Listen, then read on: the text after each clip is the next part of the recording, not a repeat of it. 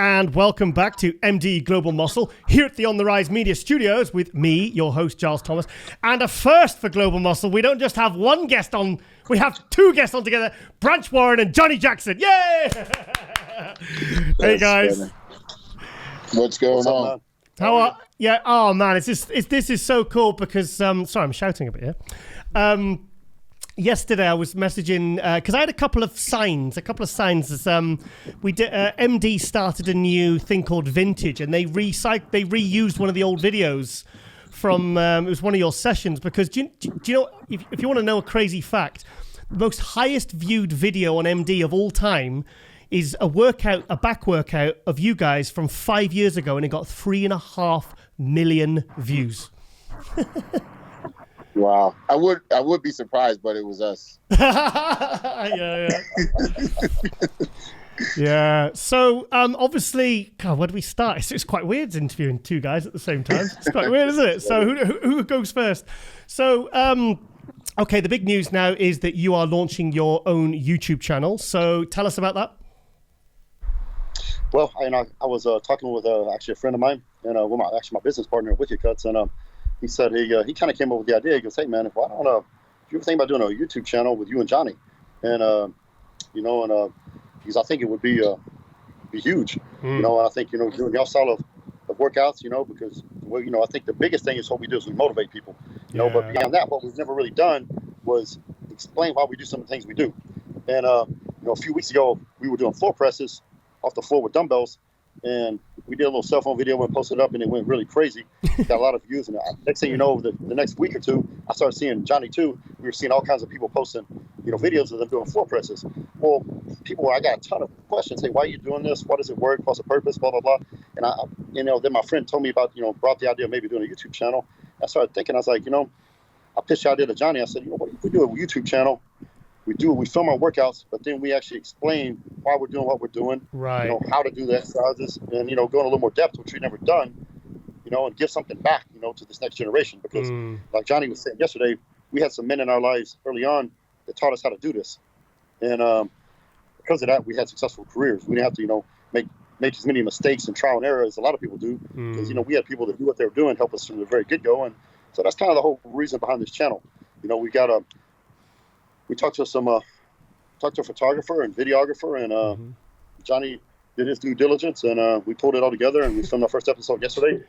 And we're going to get 6, 7, 8 episodes filmed before we launch the channel. Okay. Which we should have done here in a couple of weeks, and we'll get it up. So what are you going to do? How many? One video a week, or how are you going to stagger them?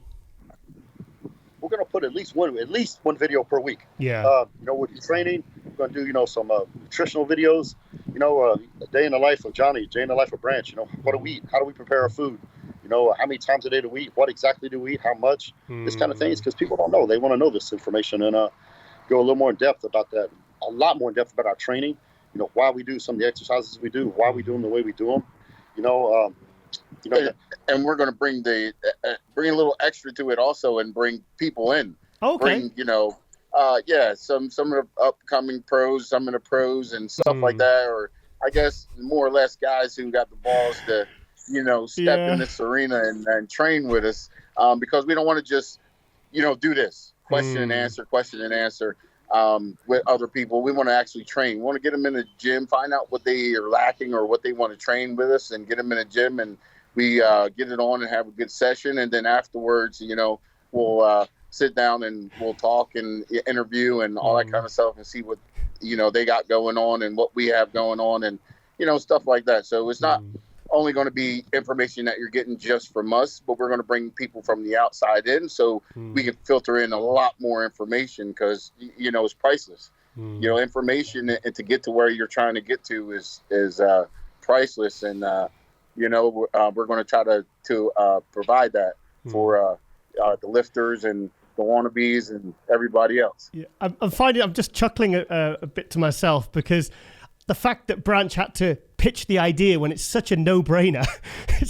It's like, guys, why didn't you think about doing this before? It's like, I mean, you guys, how many years have you guys been training together now? Well, that isn't the, we hadn't thought about this before. We talked about it before. We talked about it in Metroflex before while we were training, but, it's the fact of, it wasn't the right timing. Right. Okay. It was the right idea, but not the right timing. And, you can have the right idea, and if it's not the right time, then it'll go over wrong. Yeah. And you can't get it back. Once that happened, you can't get it back. Yeah. So I think, it's a lot of time in between when we first talk about it and when we're doing it now. But I think where we are now and the place in our life, in our mind and our hearts, I think we can provide a lot more for the people out there than we would when we were competitors and selfish and thinking about, just, self-winning whatever we were preparing for. Yeah.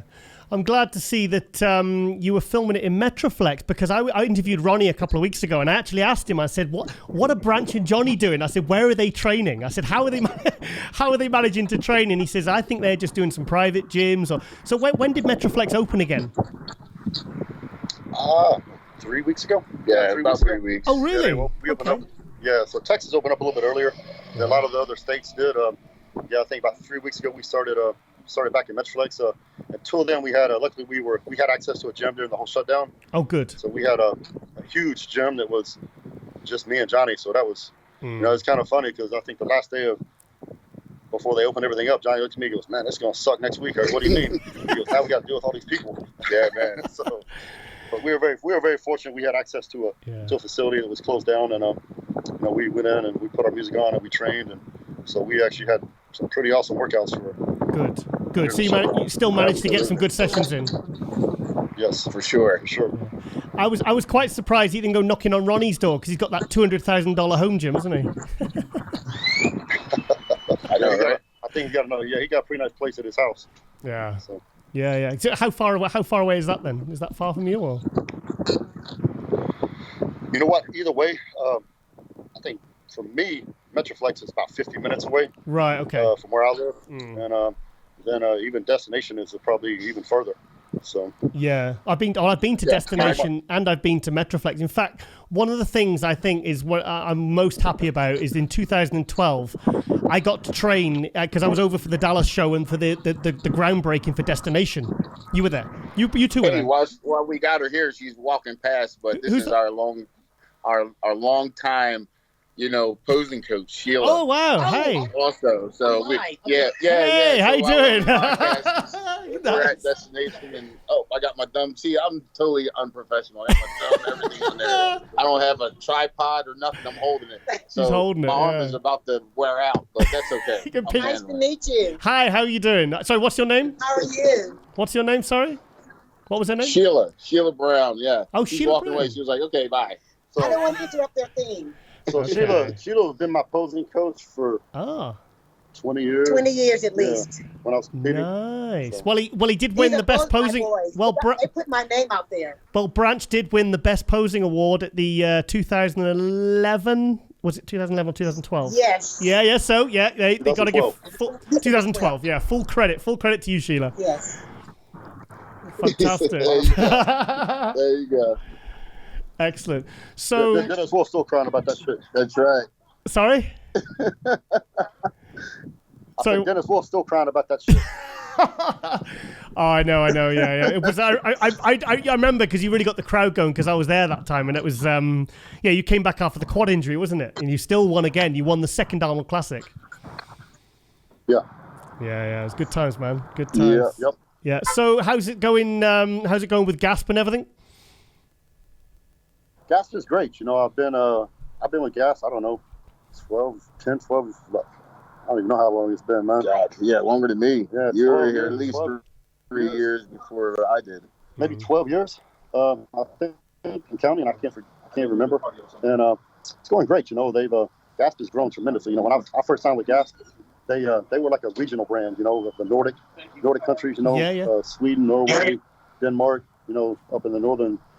Part of Europe there, and since then they've become a global brand. I think over 100 countries GASP is in now, and they moved their North American headquarters here in Dallas, and they've done, it was cool because as my career was just starting to take off, that's when I signed with them, and we both grew together. And I think a year or two after that, Johnnie came on board. Yeah. And it's been both of us have been the face of the company for a decade now, and very fortunate that I've been able to live past my competitive career and still be active in the bodybuilding fitness scene and without having to compete. So I've been very absolutely very blessed in that regard. Well, I was at the groundbreaking in 2012, August 2012. Do you remember? Yeah, and then 2016, I came back with my partner at the time. She won the Dallas. She won a pro debut at the Dallas Europa, and we went. It was nice to see the destination all fully built and kind of all flourishing. And in fact, funny story. Michael Johansson, the owner of GASP, actually gave me some of your wrist wraps, but my wrists were too skinny for them.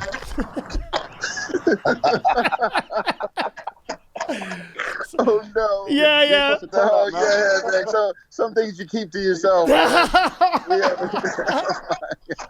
So I had to go back to the black and yellow ones, because I must have had about 5 pairs of them because I won't even train without them. Lost a bit of audio there, so Johnny's gone to a more quiet place. Where are you now then? Is that destination? Yeah. I thought we're in the so. office in Destination. Okay. Yeah, actually, Destination. I don't know. You haven't been to the new location, have you? I haven't been to the new one. I went to the old one because they had the offices separate from the gym, and then he said he was going to put them all into one premises. Is that what he's done It's now? all under one roof. You got the warehouse, the office, and the gym is all under one roof. Wow. So really cool concept. Well, if the gym is bigger. It's bigger. They've got new equipment. It's really badass. I trained at the old one. And I love the old one. It was fantastic. Really good hardcore gym, great equipment. So it's even better. This one's even better. Okay. I think we all agree this one's even better. Oh, fantastic. It's like me getting, as I age, like a fine wine. Better looking, that is. Okay then, Johnny. Now we interviewed you for MD at the in your hotel room after the 2017 Arnold Europe, and you said to us, no, I'm not doing any more shows. This is my final show. So then up you popped at the 2020 Arnold Classic a few months ago. Are you? What was the reason for the comeback, and were you happy with it? Yeah, yes and no. For sure, I can say I was happy with the comeback because, I got to train with Branch again. We brought back, old memories and old feelings, and it was so much fun and stuff like this. Of course, no, because the results weren't exactly what I want, but, you don't always get what you want, So, but, I did prove to myself that I can stand on stage. I can be on there. It's just a few tweaks here and there, and I can get it right. And I basically went from, 16 weeks of being, dad to I'm going to do the Arnold, So that was a little bit foolish too, not to give myself a little bit time to get my body back before I competed. But I really wanted, we had went on that Iron War GASP World Tour in China, and we got back to training again, and there was other things leading up to that really got the momentum for me going and got my mind back to like, if I'm doing all this stuff, I'm supposed to get back into the arena, full time. And so I decided to, thought it over for weeks. It wasn't a quick decision. It was weeks of mulling it over, talking to different people and stuff like that before I made the final decision. And, overall, I think it was the right one. And, we'll figure it out. This next one coming up in October is Chicago. Okay. I'm going to do because, now I got some training underneath my belt. I feel a lot better, look a lot better. And now it's like, you know what I mean? Now it's to come in and do some damage. Well, I bet you're glad that you picked the Arnold Classic because I was over there. And I mean, it was changing like by the hour of whether the show would even happen. So I bet you're glad that you at least... Yeah, it was... Because I know athletes that have like literally been prepping for shows they've had to pull out a week out of because there was no show. It was cancelled. So at least you got to stand on stage, and the prep didn't go to waste. Right. Yeah, it was truly stressful the last 2 weeks of prep. Was not knowing whether it was going to go off or not. And then, like you said, once we got there, it was like, I didn't even know I was going to bring my family or not because, they were at first said no one was going to be in the watch to be able to watch and stuff like that. And then, Bob Lorimer came in and said, yeah, they are. And then the governor came in and said, you know what, the Arnold's not happening at all. And then Bob came in again and said the next hour was like, yeah, we are going to have it, but there isn't going to be any audience, just media, you know, and judges. And then at the last minute, he was like, you know what? Everybody can come. You can bring your family and all that kind of stuff. So Good. it was so stressful, back and forth, up and down, you know, not knowing. So you said you're doing Chicago in October. That date is definitely set in stone now, yeah? Yeah, I think so. Pretty sure. It was in August originally, and then they postponed it to October because of what's going on, you know? Yeah. So, you know, I haven't heard anything else. And here in a few weeks, I'll start getting ready. Good. Well, I was just about to ask if you guys were training at full pelt, and then your video guy, Nick Del Toro from GASP, he sent me the clip which we've used in here. And he said, Giles, he says, these guys, he said they were rowing 225-pound dumbbells yesterday. Oh, yeah. Yeah, we're kind of tired, too. So. Oh, come on. How many reps did you get? Only 9 instead of 10. Yeah. So it's funny. So it's funny though, because sometimes, I've found in powerlifting, guys sometimes say they get stronger as they get older. Have you found as a bodybuilder being more than a powerlifter? Did you find you've got stronger as you got older, or have you lost strength? The two of you. Yeah, for sure. I'm not as strong as I used to. We were talking about that day. I mean, yeah. when we were in our, late 20s and all through our 30s. I mean, that was definitely, for me personally, when I was in my mid 30s, I was probably my strongest ever. Yeah. Now definitely, I'm 45 and to think about that, then. Stop showing off. Yeah, to think about that, then you say getting 45. So the more gray I get in my beard, it seems like that's a direct correlation with my strength going down. I don't know. Yeah. But do you know? But but that being said, it's like I'm not speaking for myself. I'm not trying to go as heavy as I used to. Back in the day. My people would always ask, why do you train so hard? Why do you train so heavy? And I was like, and I used to say, I want to win. That was my motivation. And after I retired, I was like, that really was my motivation. Yeah. We still train hard, man. And I've trained hard in the past, several months, and I've trained in 4 years because this man right here is stepping back on stage. Yeah. But and I'm training with him, and I want him to be at his best. But that was my motivation, man, was to train hard because I wanted to win. I was going against guys that were probably a little more genetically blessed than I was. And I knew, though, if I could outwork them, I could eventually beat them. And so that was my motivation to push myself harder in the gym. Brudge, I'm going to say something that I might get a bit of shit for online. 2010 Olympia. I had you beating Jay, mate. 2010? Yeah, 2010. Yeah. 2010. Yeah, you were... I actually had Jay fourth. I'm just getting a lot of hate. I'm getting a lot of hate here now. A lot of Jay fans have been, what? Yeah, I had him, and Lee Haney was sat behind me, and I said that to him. But I had you, Phil, and Dexter ahead of Jay in that Olympia, because that was when I think the first time I properly saw you was at the 2010 Olympia. And you're someone that you had to see in the flesh to appreciate, because people used to criticize your aesthetics and whatever. And I said, no, Branch is one of those guys that you actually have to see on stage in the flesh. Like when you won the 2011 Arnold Classic, when you guys come out by yourself, you came out and my jaw just hit the floor. I was like, holy shit, I didn't realize he was that good. And then I saw the photos and you looked as you would normally look in photos, good, but in the flesh, like the density and the kind of thickness and roundness, it was something that really had to be seen with your, sat front row to really be appreciated. Well, I appreciate that. And, it's just sometimes pictures and videos don't tell the whole story. Dorian, I saw Dorian, one of his last competitions, and, Dorian I don't think Dorian photographed that well. You saw him in some of the photos, and you're like, he's a big, hard dude. But I remember when he came out, he walked out on stage with the individuals, and I'm like, my jaw hit the ground. I'm like, I hadn't even seen everybody else. And he walked out, and I'm like, ain't nobody going to beat this dude.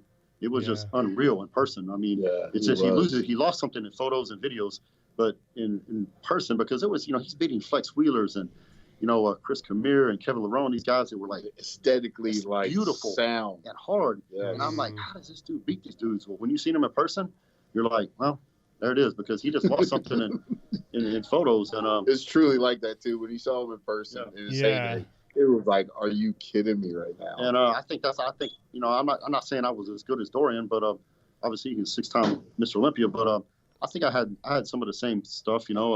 I look better in person on stage than I did in the photos. Yeah, I mean, so because I would even look at photos of myself and get irritated. Yeah, how I looked, because I would look in the mirror when I'm posing, you know, preparing for the competition. I'm like, dude, I look way better than I did in that photo.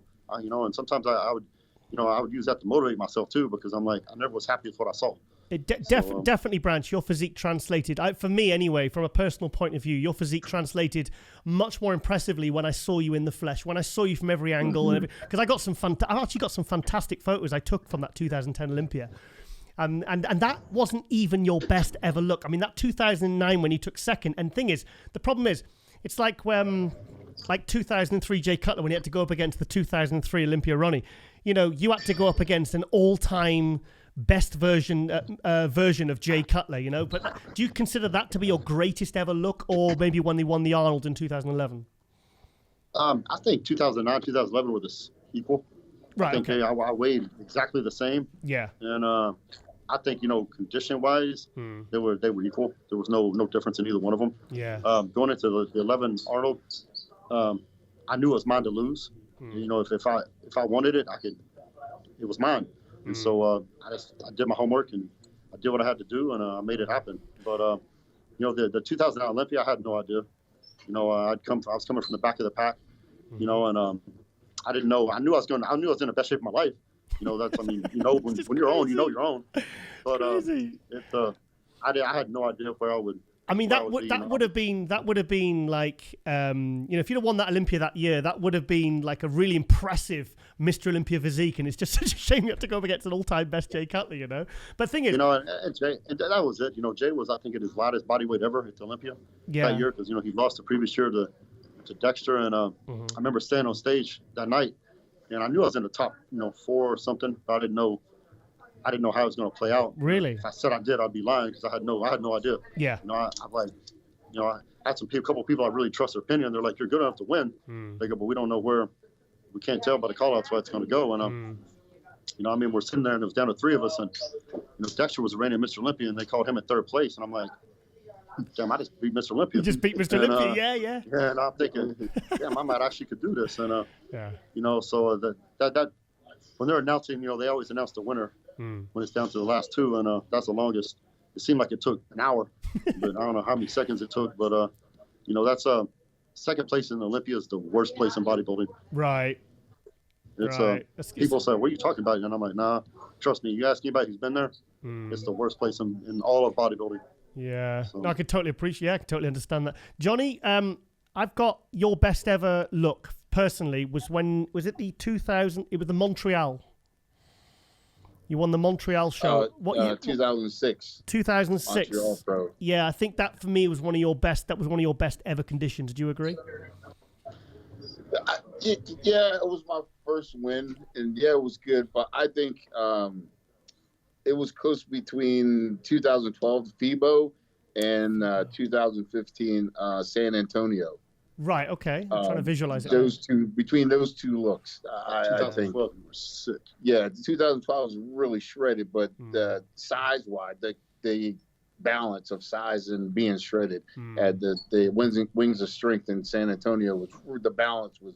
I was surprised with my balance. Okay, well, I'll tell you what I'll do. I'll go and get some images from that, and I'll work that into this footage, because I want to get a visual on this, because I think people really need to see how good you guys were at your absolute peak. You know, because it's like a lot of the viewer base of the show, they're kind of like new kind of fans who are kind of see the last 3 or 4 years generation guys. You know, so it's important for them, I think, to see, you know, the guys like yourself who are still training hard and still. You know, but really, when you were at your absolute best, because you were world beaters. You know, I mean, your record and the fact that you're training partners as well, I think really adds to it as well. So, but do you know what? Last week we had Roly Winkler on. Sorry, Roly Winkler, and we spoke about a funny memory at the 2011 British Grand Prix. Do you remember? Because Branch, you won that one. Ruli was 2nd, you were 3rd, and do you remember Ronnie Raquel was he was getting. How can we forget? Yeah. Well, for the sake of context, Ronnie got a bit overexcited in the pose then, and I actually thought he was going to get filled in by Branch and Johnny. Put it that way. Do you want to tell us about that? Yeah, he got I think I only had something like that happen one other time in my entire career. Okay. And getting overexcited is a nice way to put it, I guess. It started in the prejudging, throwing elbows and pushing and shoving, which that goes on, but he took it to the next level. Yeah, it was weird. I turned around and I told him, I said, man, you want to bodybuild or you want to fight? And I said, because, you need to stop, man. And, the head judge was calling him down or something. And by the night show, he continued. When we had to pose down, he tried to get in between me and Johnnie, and he shoved, tried to push us apart and push me, and I almost went off the stage, and it was about a 4-foot drop off. Yeah. And I think Johnnie grabbed him by the throat, and I got him by the arm or something, and we. I actually have photographs because he did it the first time, and I thought, because I don't have any recollection of him doing it at the prejudging, but I remember everyone in the audience just going, he's done it once, okay, that's fine. You can see the second time you were really pissed. And then the third time I thought, he's going to start a fight here. I mean, he really is. He was really, I was like, has he lost his mind? These are the two guys you do not want to do that to. Yeah, I was so shocked. I kind of felt something going on, and I kind of looked to the side, and I was like, what the hell is this guy? Like, this guy must be stupid. I mean, it's always a little bumping and shoving goes on or whatever, as opposed to that. But nothing nearly but like it's that. like, man, it's just bodybuilding, guys. This ain't, Yeah. UFC fight. It's not MMA, is it? Me and Durham, as a matter of fact, at the 2000, I think it was at that Montreal that you were talking about, because Quincy Taylor, I think, got third in that. And it was me, Quincy, and Durham on stage doing comparison. Okay. And Durham started, hit me a little bit, getting me, he did it a couple times, and it took me off, took me off balance a couple times. I'm like, that. It's all right to kind of like get in front of someone like that, but to hit them hard, to push them off balance, I felt a little, a certain way after that push. And then he did it one more time, and then I just stopped. I stopped and I turned and looked at him, and I said, "If you touch me one more," I ain't gonna say everything I said, but okay, I basically told him I was going to throw him into the front. The front audience, the front seats right there with his wife and his kid or whatever. And Quincy Taylor just took off laughing. He just, top of his lungs, he's laughing. And then Steve Weinberg was like, okay, you guys done now? You ready to go? And then I was like, okay, we pretty much, okay, we can continue. Yeah, but it's like stuff like that, like what happened at the British Grand Prix that year. Man, it's just, you got to show good sportsmanship, man. Out there, because there's a lot of young people watching you, and they look up to us, and you try to. I've always tried to set a good example and be, show sportsmanlike conduct no matter what. But at the same point, there's certain points you got to stand up and say enough is enough. And I actually got pretty upset with that whole thing, and I remember stepping off stage. I was not happy, and I was like, I was not in the mood for no nonsense backstage. And that was the same show that his wife slapped Steve, right? That's right. Yeah. She backstage. Yeah. Oh no. Sorry. Yeah. Yeah. So they really showed out that whole show. That's probably not. That probably wasn't a very wise move for your partner to slap the head judge. Yeah. Yeah. So it was didn't make any sense. Yeah, sorry, lost it. Right, before we lost reception when you guys were outside, I was talking about how one of the things I'm most happy about for all the years was when I was at I was training at Metroflex in August 2012 when I was out there for the Europa, and I was a guest of Michael at GASP. And I was lucky because we got to the gym the same time you two were training, being filmed by Per Bernal. And I'm going somewhere with this. And I remember watching you doing shoulder presses, and I think you had 315 on the bar. And I think I was counting like 15 reps. And I spoke about with you off camera, Johnnie. I think it was Olympia the other year. And I said, do you remember you were doing like 15 reps with 315? And you said, Giles, like we've doubled that. I mean, so hang on a minute. So tell us what you've done on the kind of thing, the crazy things you've done in the gym, because the idea of free seated barbell presses for 315 for like 25 plus reps blows my mind. Tell us about that. Yeah, that must have been the second warm up or something, because he would bust out 4 or 5 for 20. I mean, one day I think he was a little bit pissed too. Sorry. That day. It was Per Bernal was there. And I don't know, it probably wasn't that day, but he was filming us another time, and we had a mic, and I had a tank top on.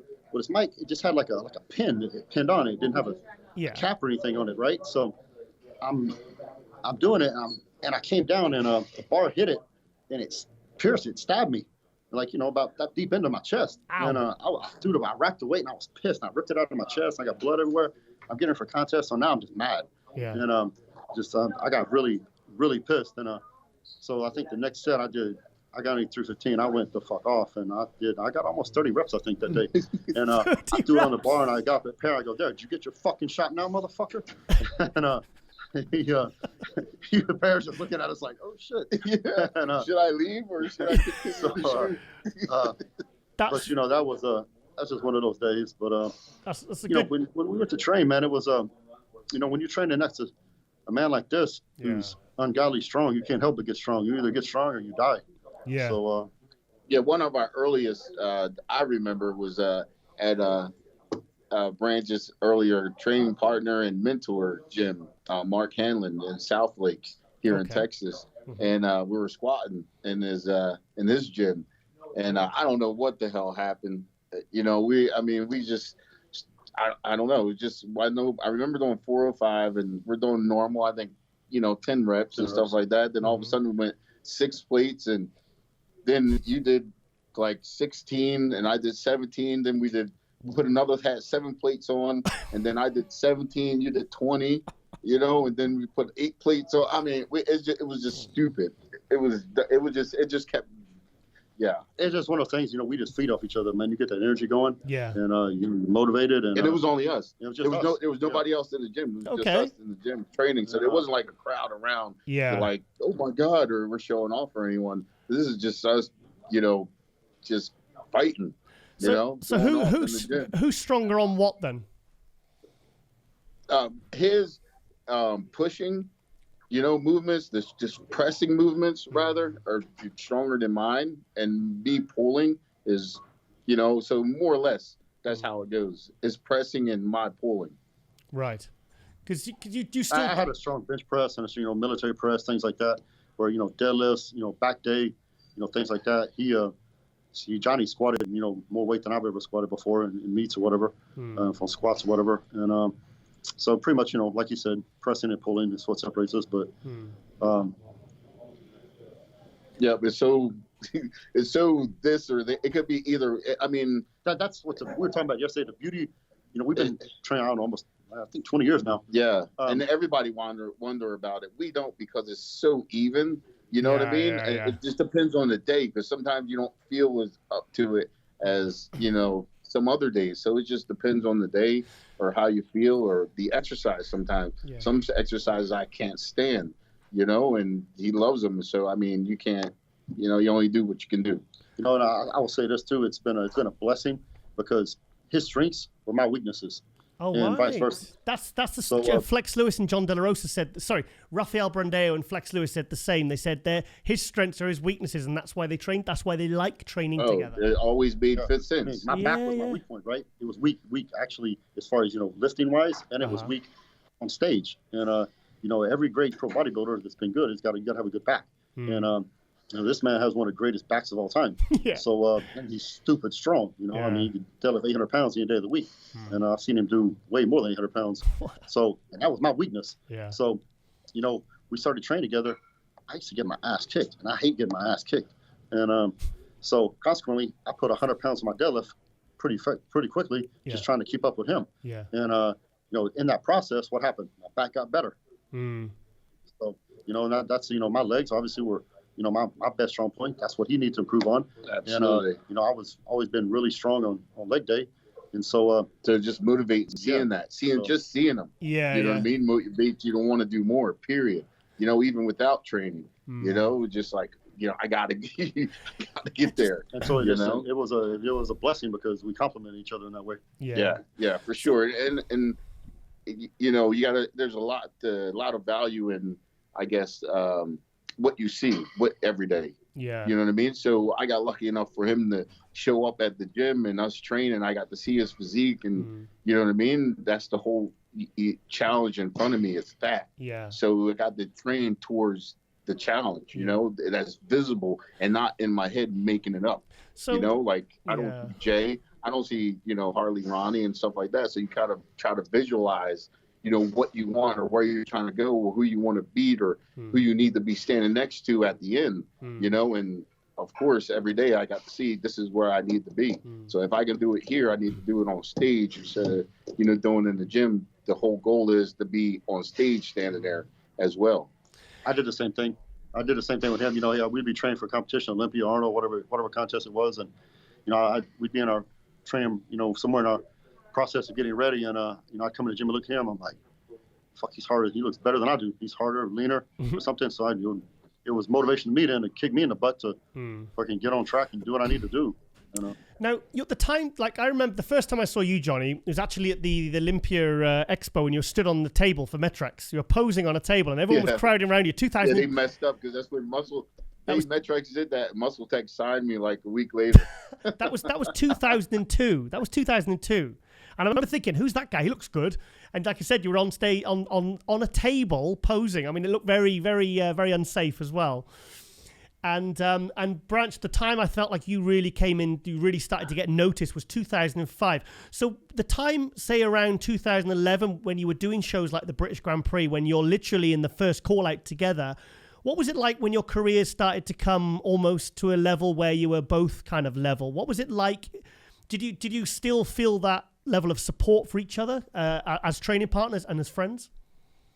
Absolutely. That's why I've been in it for so long. Okay. I mean, the discouragement of, because you don't know what's going to happen when you go to shows, and there's, you know, some politics, some this, some that, you know, and all that other stuff, you know, and it can get that, you know, if you were good enough and get to a certain spot, you know, it can get underneath your skin, not moving from there. You know what I mean? Yeah.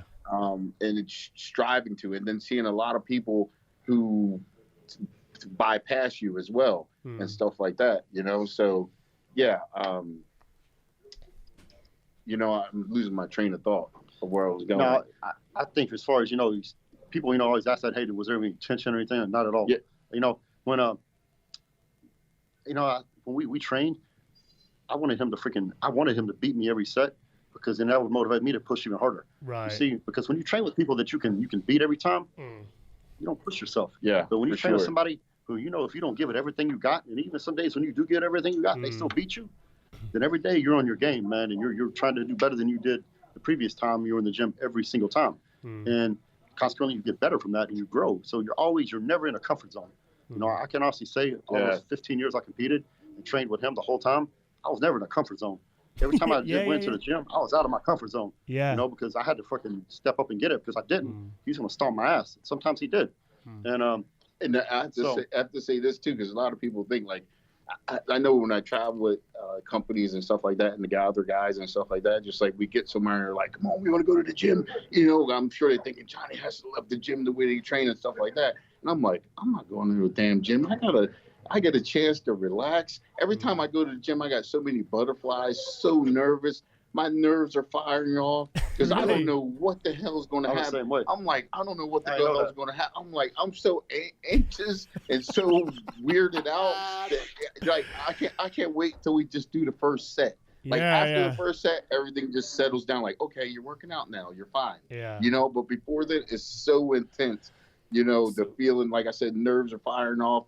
I'm so nervous. I'm like, I don't want to, you know, not be strong today, or I don't want to not be able to get this or whatever, you know. And so you two don't really know what the so you two don't really know what the comfort zone is in. No, then that's what I'm saying. It's like, I never was in a comfort zone during those years, because the same way. I didn't know he felt like that, because that was me. Because I'll drive to the gym, I got my music on, I'm drinking my coffee. Yeah. I'm thinking, planning kind of idea of what we're going to do in the workout. And same thing, I had that fucking, it's like, I don't know if you've played sports, you know, before a big game, how you get that nervous, you know, butterflies in your stomach. It was the same thing. I pulled to the gym, and I was focused 100%, but once I got in there and did the first set, it went away, and then it was just, you know, go to wartime. Yeah. Or it's like this. Is it like you're an athlete, and you go to an athletic event, or getting ready to, you know, play something like football, whatever, soccer, whatever. And, you know, you're one of the athletes, and you get with the team, and all of a sudden you got to go to the bathroom because you're so nervous, because you're getting ready to go on stage. You're like, oh, no, not now. Why now? That's the way I feel, because, you know, it's so like, oh, my, it's nerve-wracking. You know, your body's just reacting in all certain ways, you know, that you can't describe, you know, and from the nervousness and stuff like that of going to train. That's crazy. Something you said about traveling, you know, usually traveling was something I usually work that into my my rest schedule, you know, recovery plan, because you know, when I was on the road, everywhere you get, everybody want to train with you, which was cool. But they want to like, oh, let's go. And I'm like, I'm not going nuts, man, because this is my chance to like have a little downtime. Yeah. Because back home, there was never no downtime. So, even usually after a big show, we wouldn't even train together for a few weeks just so we could have some rest because we tried training. We're going to take it easy and go light. Yeah, that never happened. Never happened. So guys, you two have been like such. I've seen. We've all seen the training footage. 3.5 million views on YouTube. Training so hard and so heavy and so crazy and kind of all out in the gym. Have you had any near misses? I know you've had injuries, both had injuries, but have you had any real near misses with those kind of big crazy weights? Any what kind of Any near misses? Near misses? Yeah, kind of like getting like, oh, that was close, in the gym, as in, because I'm saying you've had injuries, but have you had any kind of like things where something could have gone horribly wrong? If it near misses? No. No, I had a lot of injuries outside the gym. You know what I mean? In the gym, if ever I got injured, I just got injured. It wasn't like, oh shit, that almost happened. It's just like, oh shit. Yeah. You know what I mean? Because the way we train, like if it's going to happen, it happens. It don't almost happen. The thing is, you're trained as a power lifter, so you're going to really know about technique and form, aren't you? Yeah, for sure. And that's one of the things I talk about also, because people come in and like they see us going nuts, basically, going to crazy gym, training hard and stuff like that. But we are always in control of our bodies. And even if we swing on a positive, there's a negative on the down. Yeah. So one way or the other, we're in control of what we're doing and not just swinging, and causing a bigger risk of getting injured. Yeah, that's for sure. So that's one of the things people misjudge, with our training is, we are fully aware of what we're doing and aware of our bodies and control of them, of our bodies. So is it a Metroflex thing? Because I remember once somebody said to Ronnie Coleman, they said, do you train heavyweight low reps or lightweight high reps? And he said, I do heavyweight for high reps because I've seen you do heavyweight but also high reps. So you and obviously as a powerlifter you're going to be doing low reps. Do you have a wide rep scheme? But everybody says it, but this is the perfect, that's perfect, because this is where everybody says it but not everybody does it. When you say time under tension, your muscle got to be under tension for so much time to make a difference. So that's why we go heavy, for a lot of reps to make sure we keep our muscles under enough time and enough tension to make a difference, to break it down. So when it recovers bigger and stronger. It's time. And so that everybody says that, everybody got that philosophy, says it over and over and over again. But then they ask us, why do you guys train heavy and do all those reps too? Well, duh, because we want our bodies to change. The bottom line is this. If you're squatting 500 pounds and you do 8 reps and you rack it, okay, did you give 100%? Yeah. No, because if you didn't have somebody help you get up on the last rep and get that fucking thing belly in the rack, you had more in you.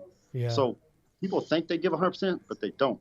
But if you can do 500 pounds and do 15, 16, 17 reps with it, and fucking you got to have help getting up and getting it back on the rack because you're about to collapse, you gave 100%. Who do you think is going to grow more? And number 2, okay, this is bodybuilding, y'all. Okay, I powerlifted too. He powerlifted a lot, all right? You're judged by your technique, right? Bodybuilding, when you're on stage Olympia, oh, well, shit, he didn't do his technique textbook form perfect. Nobody gives a fuck, okay? All bodybuilding is you lift the weight as many times as you can lift it. Yeah. You get as much blood into that muscle as you can, which creates little micro tears in the muscle. You eat, get rest, the muscle repairs itself, comes back bigger and stronger. End of line. So if I don't use perfect form, but I can get an extra 6-7 reps, that means I got more time under tension. That means I got more blood into the muscle. I worked it to failure. Then with proper nutrition and rest, you come back better and you make progress. That's all it is. I think Johnny's hit the nail on the head by saying time under tension, because you both use very fast reps. I was watching you doing some pull downs today and it was like a blur. But if you're getting 15, 20 reps, the actual time under tension on the muscle is probably what most people would do when they're doing 8 or 9 or 10. So it's like, like you said, time under. I remember speaking to Kerry Kays about this, about time under tension with the muscle. And, so 15 of your reps is kind of like 8 of most people's normal, you know, where they're more slower and more controlled. And it's more of like yours is more of like because I've seen you deadlift. It's very like, I think, but oh, the difference God. in that too, but the difference that you have to add in that is somewhat like that. It's not like that. It's someone like that because they're going slow and controlled. I guarantee you they're not using the weight that we're doing to break down that muscle. And I guarantee you their muscle's not getting broken down as well as it should because of they can go slow and control and, you know what I mean, all that looking pretty and stuff like that and barely getting any muscle broken down. Difference you know is what this, I mean? It's intensity. Intensity is what is the most key thing to everything. You can take a 100-pound barbell and you can lift it lackadaisical, whatever, you know, I'm doing whatever. You can pick a 100-pound dumbbell or 100-pound barbell and go apeshit fucking nuts. Lift that motherfucker as many times you can fucking lift it. Yeah. What do you think is going to be more effective in growing? Yeah. Intensity. Yeah. So that's what I'm on. I spoke to when we spoke to Flex Wheeler and we compared, and I spoke to Flex Wheeler and Ronnie Coleman, and we asked them, do you think if you swap styles of training, do you think it would have worked? And Flex said, if I'd have trained like Ronnie, he said, I'd have torn every muscle on my body. He said, so I think there's different styles for different people. Like Flex like to use machines are more strict. But he says that because he's never tried to. Do you think? Yeah, for sure. Do you think? I mean, I could say, you know, I can't powerlift if I've never powerlifted before or if I don't have it in me to powerlift. You know what I mean? And so my excuse is, I won't do that because, you know, that's not me. No, it's the same thing.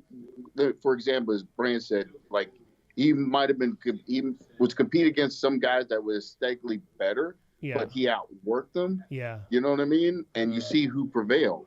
You know, he put himself in that position. Yeah. You know, to win, to prevail. You know, so if Flex don't put him in himself in that position to be able to handle that, how can he say whether he could or couldn't? I mean, I would if I had a crystal ball and you know what I mean. I can predict all that stuff too. Maybe he has that. I don't know, but you know what I mean. Unless you put yourself into that position, you don't know what you can and can't do. So, and you'll never find out unless you put yourself out there. I just want to jump in here real quick. Look at the past several Mr. Olympias from Dorian. Who outworked Dorian during his era? No one. Who outworked Ronnie during his era? No one. Who outworked Jay Cutler? You see what I'm saying? Yeah. Now Ronnie and Jay, they all got all kinds of criticism because their form wasn't perfect, but they still beat everybody in the world. You see what I'm saying? So there's something to be said for that. Yeah, but do you think different styles of training suit different people, though? That's kind of what I'm getting at. Yeah, for sure. Oh, for sure. No. Yeah. Like Only thing I was saying is don't say that you can't do something if you never tried to do it before. Yeah. But yeah, you know, there's definitely I always say this. There's 50 million different ways of working out. You got to find out what suits you and what helps your body change for what you're trying to do. That's the most important thing. Because I honestly don't think some bodybuilders could. I don't think their bodies could withstand the kind of training you do. I just don't think. I think some bodybuilders, they're not built for that kind of training. I just don't. I think. Well, yeah, because they hadn't trained that way. I've trained this way since I was 8 years old. That's interesting. You know, that's interesting. And so I think it was, you know, when somebody comes in and say, I want to work out with y'all, I'm like, you're foolish. You know, I've been doing this crap, you know, before I knew how to pee straight. This is stupid, you know, and I can handle it, you know. So I'm just saying that unless you put yourself in that position and train up for it, I'm not saying they can jump right in and train exactly like us, but you can train towards it and build up that conditioning to be able to withstand it. That's all I'm saying. That's interesting. Not saying that you should do it or everybody should do it. It's something different. It's just like everything else. You got to find out what works for you. Well, I remember because it's like I know bodybuilders that remember Mike Francois. He said he would go and train at like powerlifting gyms, and he automatically he became a product of his environment and became much stronger by just being around powerlifters and strong guys. So maybe if Flex had been in Metroflex, he might have trained us a different way with a different sort of. Let me add this too, because everybody think I was a powerlifter turned bodybuilder. I'd never powerlifted until I was like, God, I was already pro bodybuilder. No. Really? I think 3 weeks. I did my first powerlifting meet 3 weeks before I got my pro card, and I totaled a 21:19. I totaled in my first powerlifting meet, you know, and I was getting ready for a bodybuilding show. Yeah. You know what I mean? But I just lifted. I always lifted the way I lifted. And then Steve Goggins, he was a pretty famous power lifter. He was like, "Man, Johnnie, you lift heavy. You should power lift." And I was like, and I was in the Army, you know, for 10 years, and I got asked by the Army to join the powerlifting team before, and I refused because I was like, "If you got a bodybuilding, I'll do that, but I don't want to power lift. I don't want to do that," so you know. And Steve Goggins, he was like I said, see me in the gym, was like, "Holy crap, Johnnie, you're showing you should power lift." I was like, "Okay," because I had so much respect for him and his records. I was like, hell, if this guy's telling me, okay. And so I started training with that group, and it just branched into me doing, I did 600, like 1 week at the end of the week on Friday, I did 600 deadlift. Then the next week I was like, I'm going to do 700.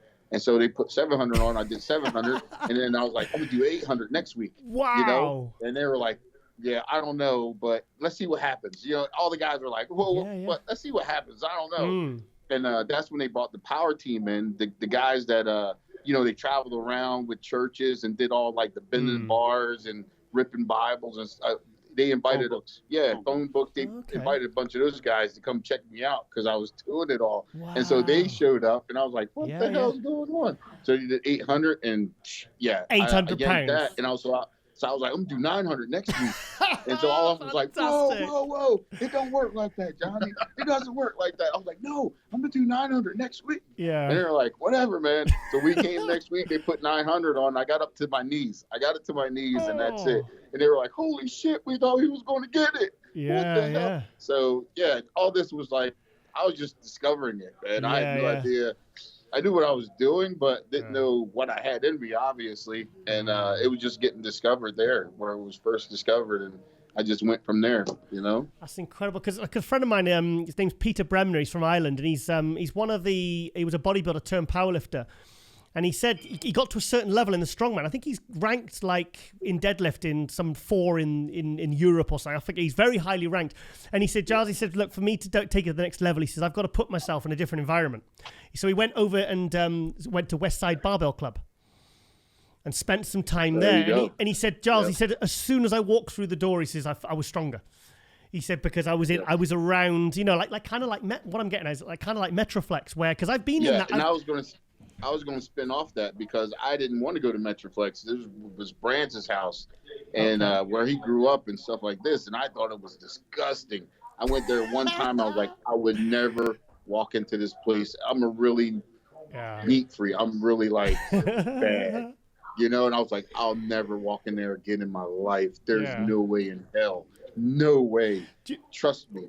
But it was his home. And he was like, dude, you know, I have to work out there. And so we split it up and did a couple days at Strauss, a couple days at Metroflex. I was like, I'll deal with it, man, because I wanted to train with him. So I was like, I'm going to have to, you know, Johnnie, you got to get over it, boy. Let's go. And so then after a little bit of working out at Metroflex in the atmosphere, it was like, I mean, I got stuck. Every day I wanted to go, you know, work out there. Like you were saying, it's that atmosphere, man. You go there, you can't help but work hard. And, you know, the most successful man I've known in my life, he gave me some advice as a young man. He said, if you want to be successful, he goes, surround yourself with successful people.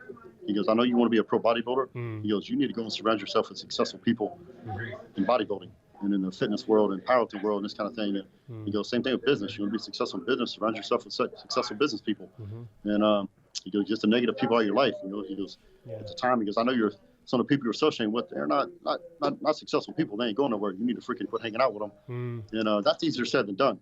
You try to, you know, change the people that you associate with. And but I respected this man so much, and he was so successful that I did it. Within a year, my life changed, turned around, and he was 100% correct. You know, we walked into Metroflex, and my first show I trained in Metroflex, I trained that summer with Ronnie Coleman, this guy Mark Hanlon, who my mentor, and got me into training. And of course, Brian Dobson was there. You know, that's who trained Ronnie, trained me, and everybody. And so right off the bat, I was with the most successful people in the world.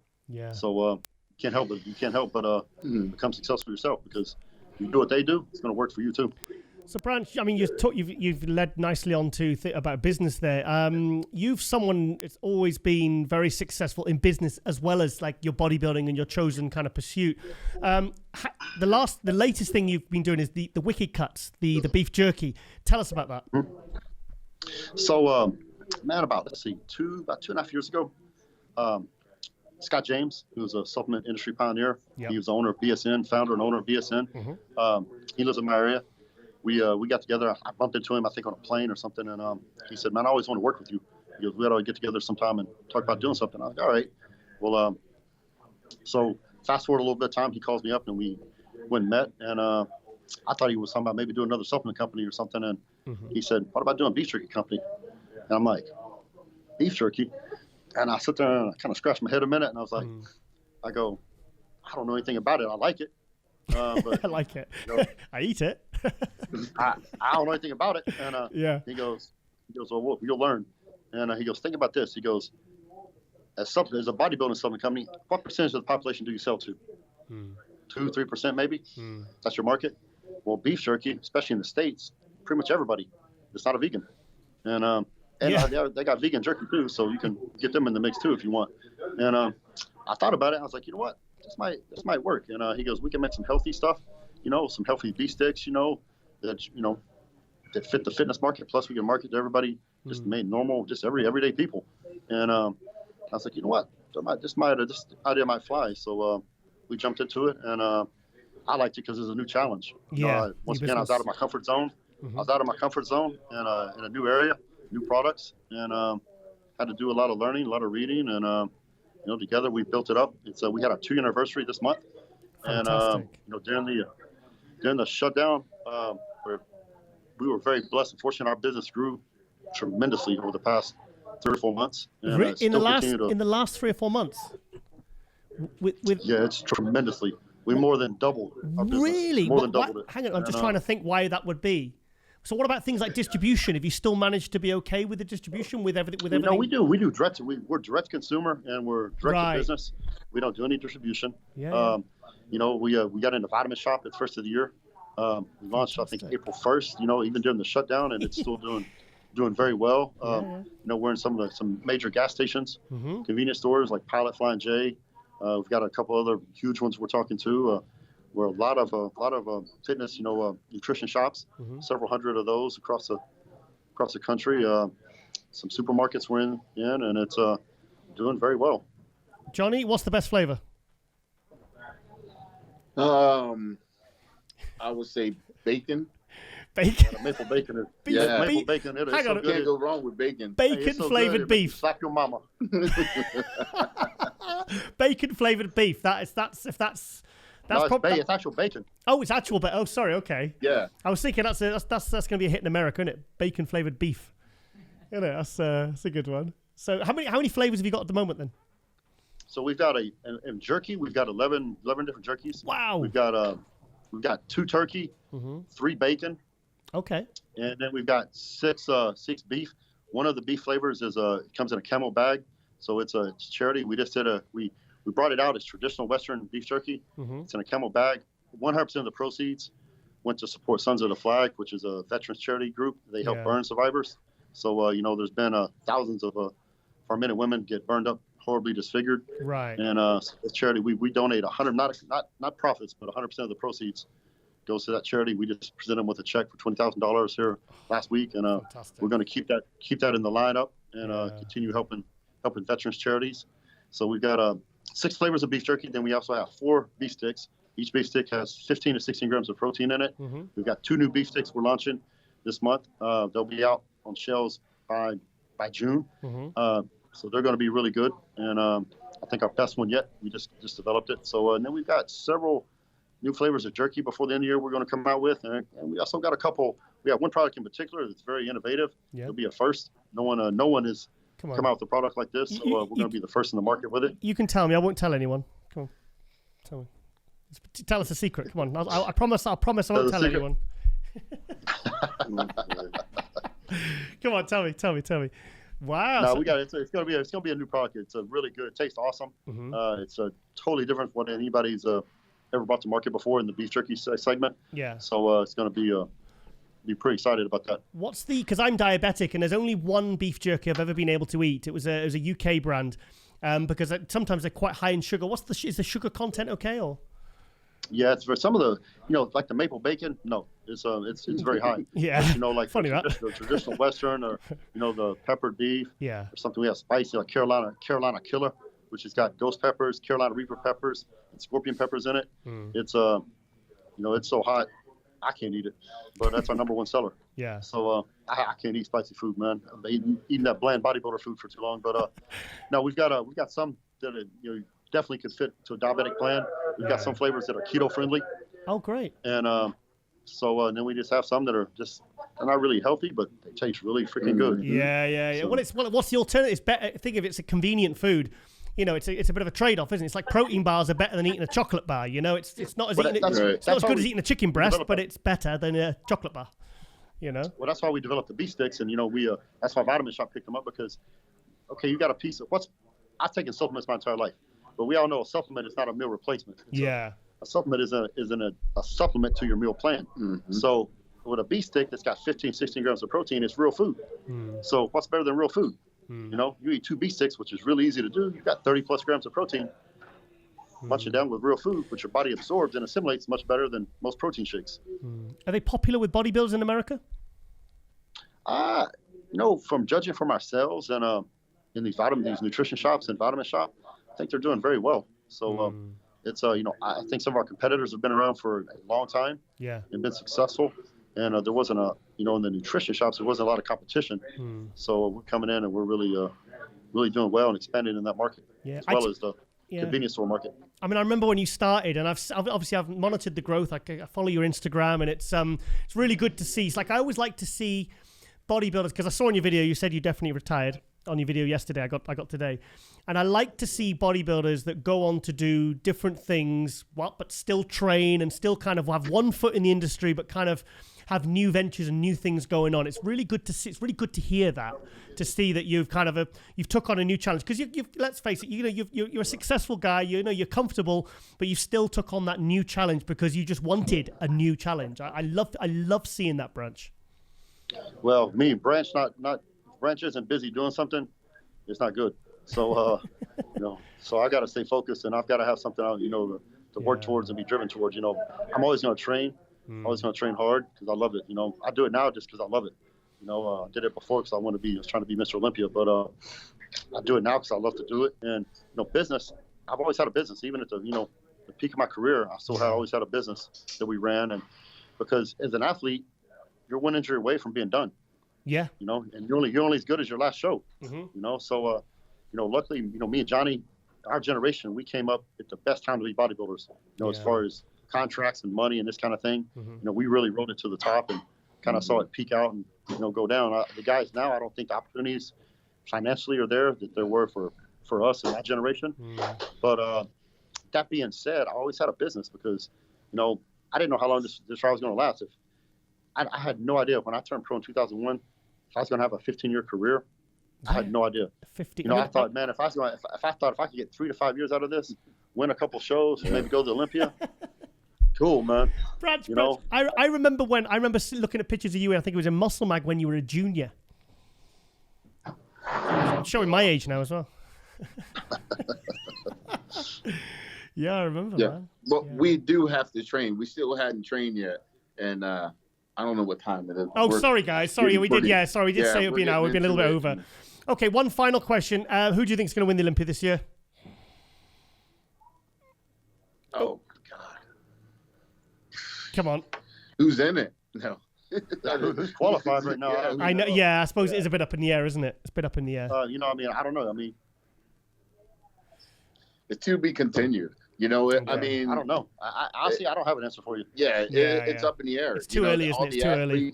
They all have an equal chance more than ever. Because we were around with Ronnie era, Dorian era, Jay's era, and they had that. Pretty much that one guy was it. We pretty much going in contests thinking, wow, he's going to win this. You never really put it in your mind this guy's going to win, but you kind of like. I guess Phil's out, right? He's like, he's done. We don't know. We don't know. Hitting Phil multiple time wins. I don't. They don't have a guy like that. What I was getting to was, they don't have a guy like Phil or Ronnie or Jay or Dorian right now. Yeah, the foregone conclusion guy. Yeah, like full on. You can direct everything towards this guy and then branch off of him, to who may be close to looking like him. Right now is like wide open. You got 5-6 guys that legitimately could win, depending on how they show up and how everybody looks. So, legit. I mean, 5 guys yeah. that actually can take it. Yeah. Depending on how they show up. So, you got to give some. Brandon's a defending champion. Roden, I don't know if they're going to let him come back and compete. I don't know how that whole saga is going to play out. Apparently, he's training for the Olympia. Yeah. So, who knows? I don't know. Now. I mean, it's like I said, you got 5 guys legitimately could. I don't think Sean lost a step. So if he comes back, I can't see anyone beating him if he comes back. Sean Roden. That's what I think. That's my opinion. If Sean comes back to compete, I don't think there's someone in place that will beat him. Sean Roden, if he looks like he did 2 years ago, he beats Brandon because from the waist down, there's no comparison. Yeah. So Brandon's had a full year though, to prep to build his legs, improve them. Yeah. Get some. Yeah, but Sean already has them. Yeah. He's building. I would like to see the 2 Olympia champions next to each other. Absolutely, and throw Phil in there as well. Why not? Yeah, I'm not taking nothing from neither one of those guys. Yeah. William, Sean, or I'm not taking nothing away from Brandon. I'm not taking nothing from the. I thought he looked incredible. He was the best conditioned one in the show. He got 3rd place his first Olympia and as a 212 competitor, and he's the best conditioned one in the show. What about Flex Lewis? Bonac. Is he doing this? Yeah, he's doing the Open. He's doing the Open. Is he? Sorry? Yeah. Doesn't he have to qualify first? He's got a special invite. He got special invite? Oh, wow.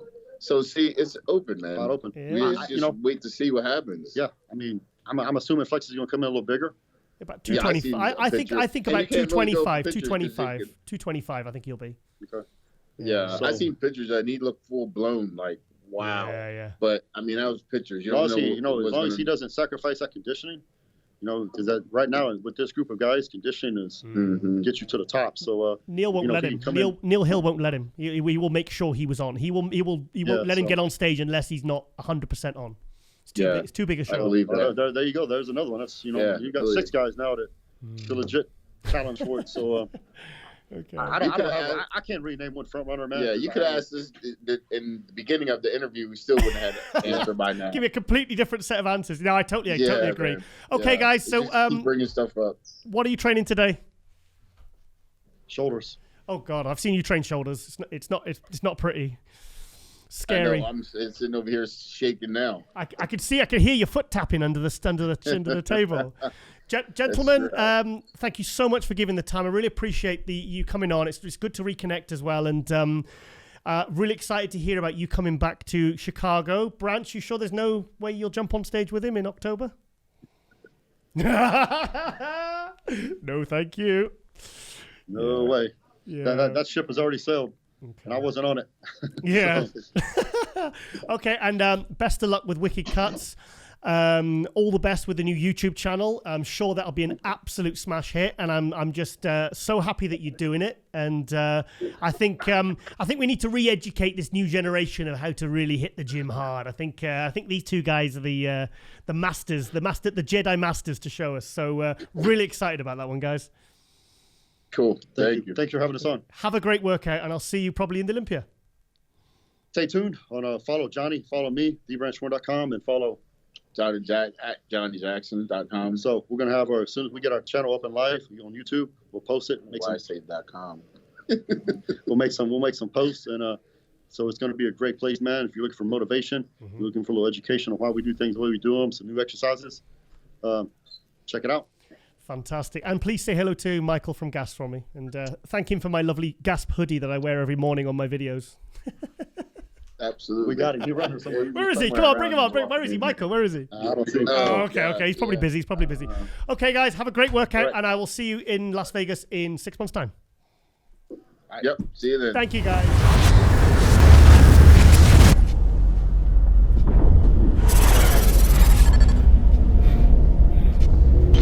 And welcome back to MD Global Muscle here at the On the Rise Media Studio with me, your host, Giles Thomas. And we are joined by 2020 Arnold Classic fitness champion, Missy Truscott. Yay! Missy, how are you? How have you been doing? How are you?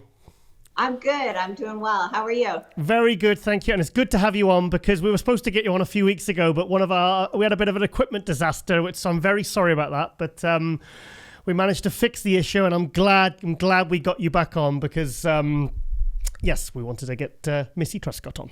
I'm happy to be here. Thank you for having me back again. Good. Missy, now obviously the big news was you won the Arnold Classic in March. Was there fitness at the Arnold Australia, and were you going to do it? Yeah, so we actually had our flights purchased, Matt and I, and we were like all set to go.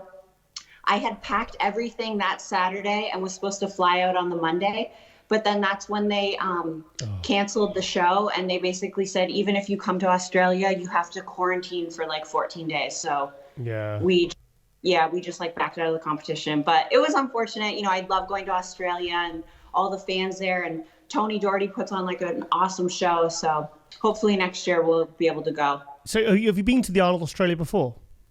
Yeah, last year I placed third. Oh, you placed third? Oh, wow. Yeah. Oh, you'd have gone and won it as well, wouldn't you? You definitely would have won it. Yeah, come on, you would have. Oh, no. Oh, well. I mean, I said this to, who did I say this to the other day? Someone who did the Arnold. Anyway, someone who did the Arnold, and I said, I bet you were just glad that you even got to do the Arnold Classic with everything going on in the world right now, you know?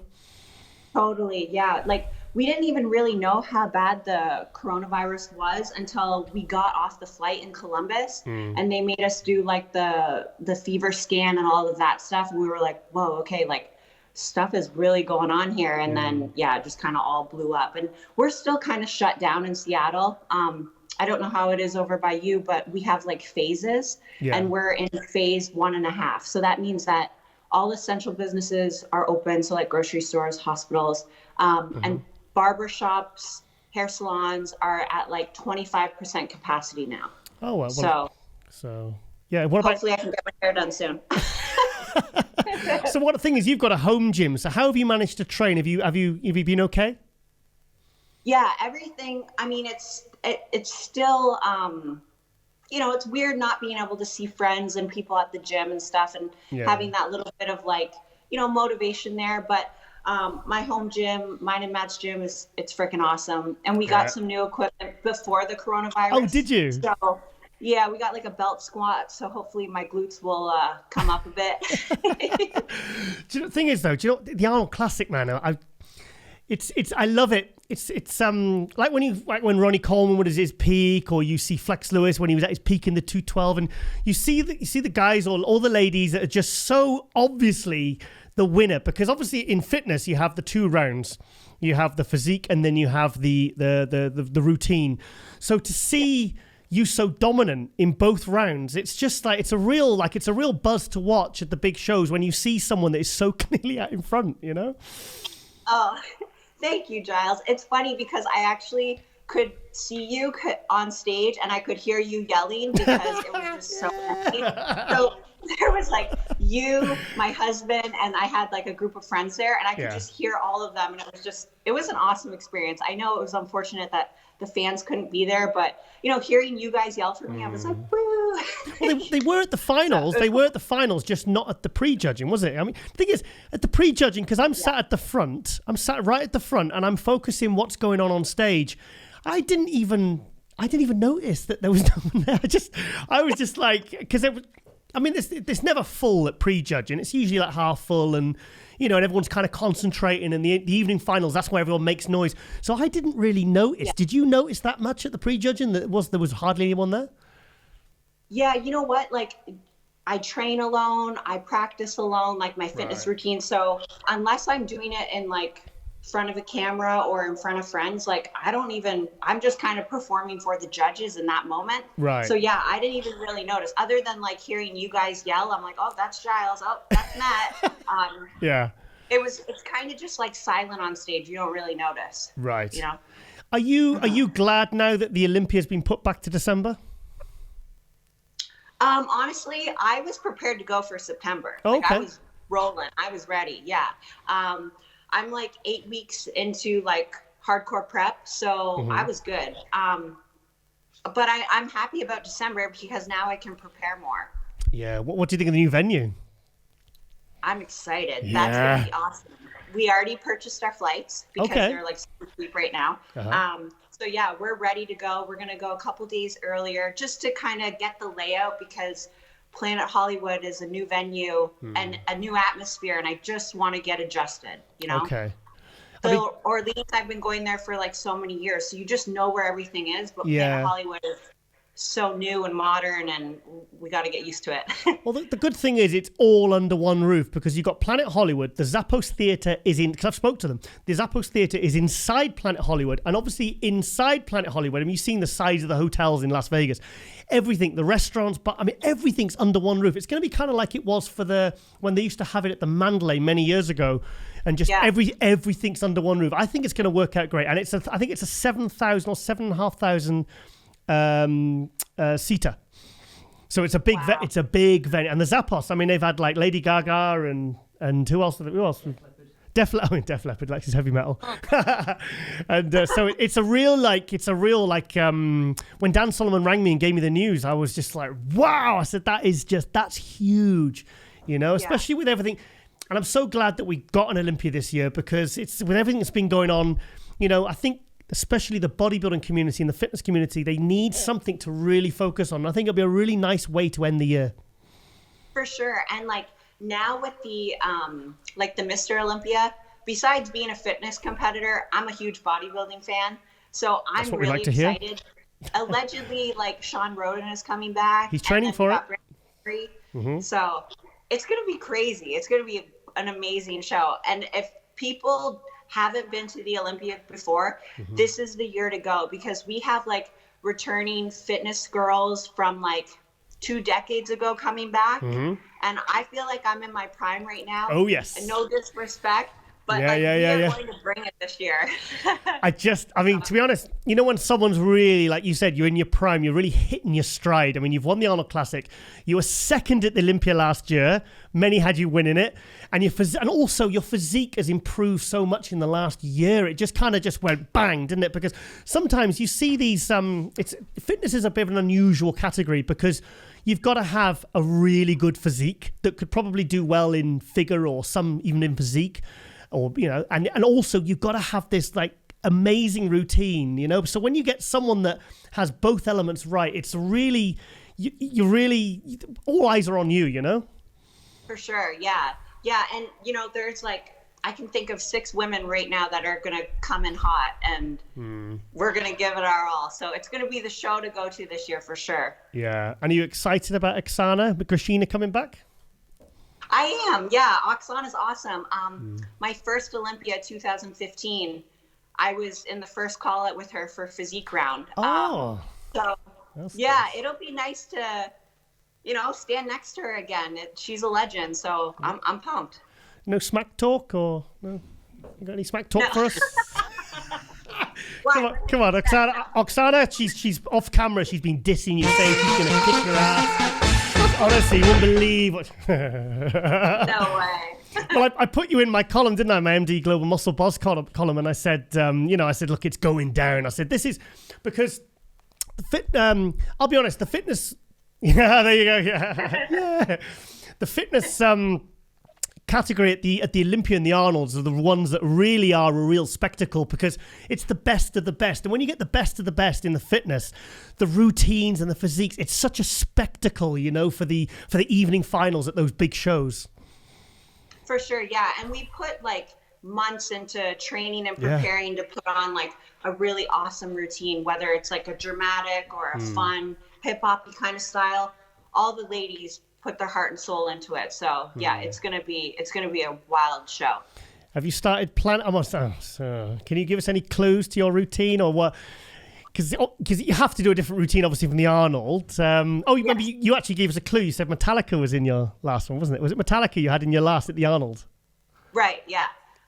Or the last Olympia. Yeah. Oh, I thought it was the Arnold.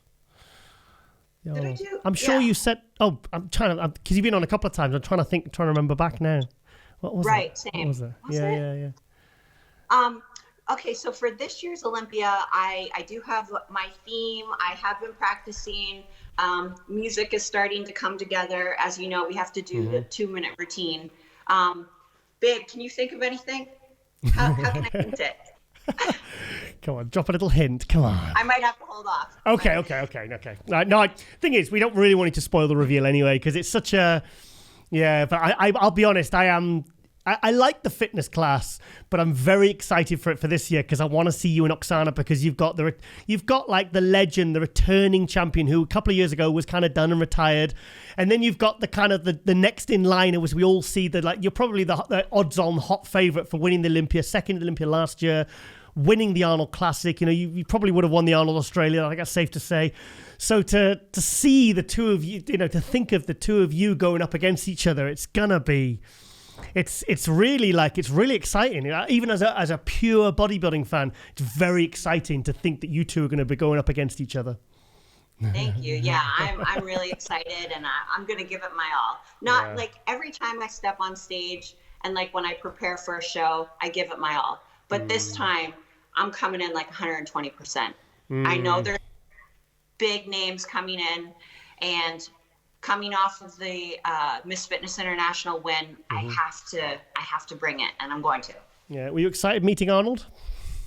Oh my God, it was amazing. It was. I've actually got footage on my phone of you like. Yeah, it's just you never know what he's gonna say, so you can't even really prepare. But it was awesome to like fist bump him and stand next to him, because it's been like a dream of mine for decades, ever since I started. That was my goal, to win the Arnold Classic, and I did it, and now we're moving on, we're doing more things. So. Yeah, that's the next goal now, isn't it? That's the next logical goal. So apart from the Olympia, have you got any other shows planned? I mean, the thing is, that's the last show, isn't it? So you're not going to be doing any shows beforehand. Have you thought beyond the Olympia yet? So I'll definitely do the Arnold, which would be that March. Doesn't give you a long off season or like couple weeks to kind of recover, whatever, after Christmas. So I'll definitely do the Arnold in Columbus, and then apparently there's going to be an Arnold in the UK this year, or next year. Yes, there is. Yeah. So I definitely want to do that. But yeah, those are the shows that I'm definitely planning for. I did want to go to the Romania one and see you and AJ, because I know you guys go to that one. But yeah. I can't risk doing figure before the fitness show. Oh yeah, because I completely forgot, because you switch back and forth, don't you? So are you 100% fitness now? Now or are you gonna, because your physique is good enough to win figure shows, isn't it? Yeah. I think in this moment right now, I am just sticking with fitness. I'm putting all of my eggs in that basket. But as you're practicing new fitness skills and doing your routine, injuries do happen. If you look at Mindy O'Brien, she stopped doing fitness and switched to physique. Yeah. So with injuries, it happens. So maybe in a couple years, I'll stick with just figure. But right now, only fitness. Oh, so you would go back to figure then? I think so, yeah. Why? Maybe more muscle maturity, get a little bigger. Yeah. The thing is, it's so great that if you can be a good fitness, because you need and you've got your physique is good enough to do figure. I mean, why? I suppose it's if you're able to win shows and pick up prize money and get more momentum, I suppose, why not? If you can do both, why not? Yeah. So I did that in like 2018. I did I think 3 figure shows, and I was getting checks from it. So in that moment, it was worth it. Yeah. And then I ended up placing second at the Olympia, and it was like, I need to stay in one division. Yeah. So you say you're a bodybuilding fan, and you mentioned 2 names, Brandon Curry and Sean Roden. What do you think will happen at the Mr. Olympia this year? And what would you like to happen? So I really like Brandon Curry. I think I follow him on Instagram, and I've actually met him this Arnold Classic with John Meadows, my coach. We did a training session together. He's a really good guy, family man, super respectable. I would like to see him win again. but it's gonna be a toss up. There's like a lot of top guys coming. Oh, Flex Lewis, he's coming back too. How do you think he'll do? Oh, I forgot about him. Okay, I think he's gonna land. He's gonna be in the top 3 for sure. You think Flex Lewis top 3? I think so, yeah. And he's got that Jay Cutler look, that like big, blocky, full muscle. Yep. It'll be cool to see him stand next to Brandon Curry. How do you think he'll look as an open then? Do you think he'll... Because I spoke to Flex and I asked him, I said, where does your physique best look? And he says, I look my best at about 225, 226. He says, so I said, well, you've never really actually brought your best physique to a stage. He says, I don't even guest pose. Because I look my best. I look like that about 4 weeks out for the 212. He says, and I don't guest pose at 4 weeks out.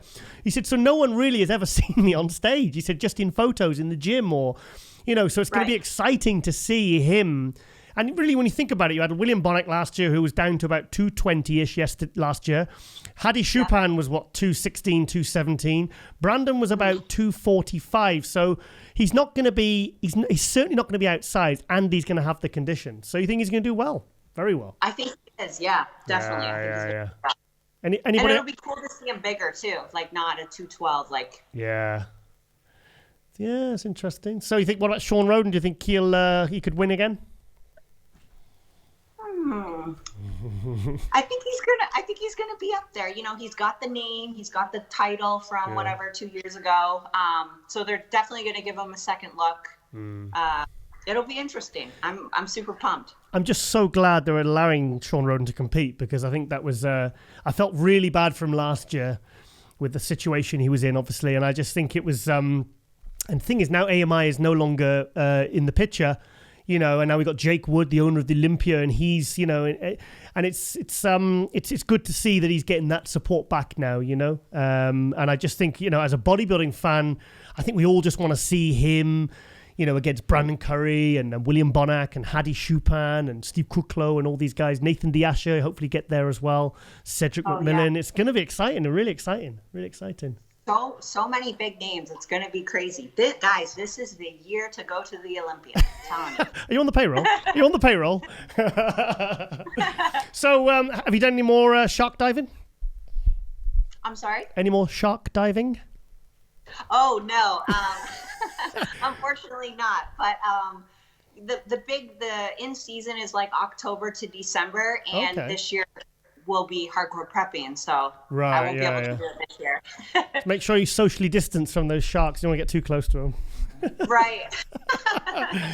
Okay, then, Missy. Well, I wanted to get you on for a little update and just and kind of build some hype for the Olympia, because I'm really, like I said, I'm obviously more of a bodybuilding fan than a fitness fan, but I am very excited about this year. And it's really good to see that you're firing on all cylinders, and I think it's going to be a really epic showdown at the Olympia this year with you, and obviously all the other. Let's throw out some other names that you think will be top contenders in the fitness. Throw some names. Throw out some names. Okay, so we got Adela Garcia. She's 8-time Miss Olympia. Adela's back. Yeah, she's coming back. Yeah, I forgot about that. Yeah. Yeah. Oh, so wow. She's awesome. Oksana. Yeah, she is. Oksana, Whitney, me. Yeah. Oh my God, yeah. Dorina Wilson, she's amazing. Her routines are awesome. I love Dorina's a friend of mine, actually. Yeah. Yeah. But yeah, it's going to be great. It's good. There's going to be a lot of top contenders. So yeah, it's going to be awesome. Okay then, Missy. Well, just wanted to get you, like I said, get you on and build some real hype for this Olympia, because I'm really pumped for it and I can't wait. And I think it's going to be a really nice, positive way to end the year.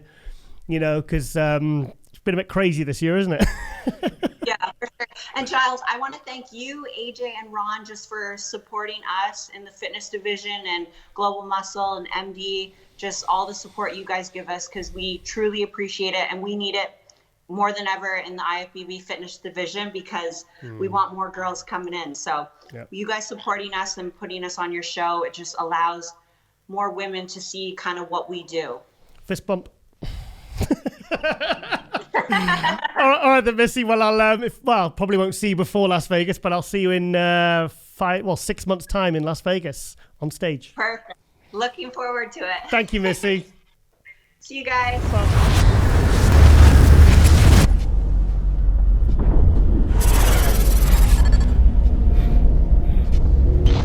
And welcome back to MD Global Muscle here at the On the Rise Media Studios with me, your host, Giles Thomas.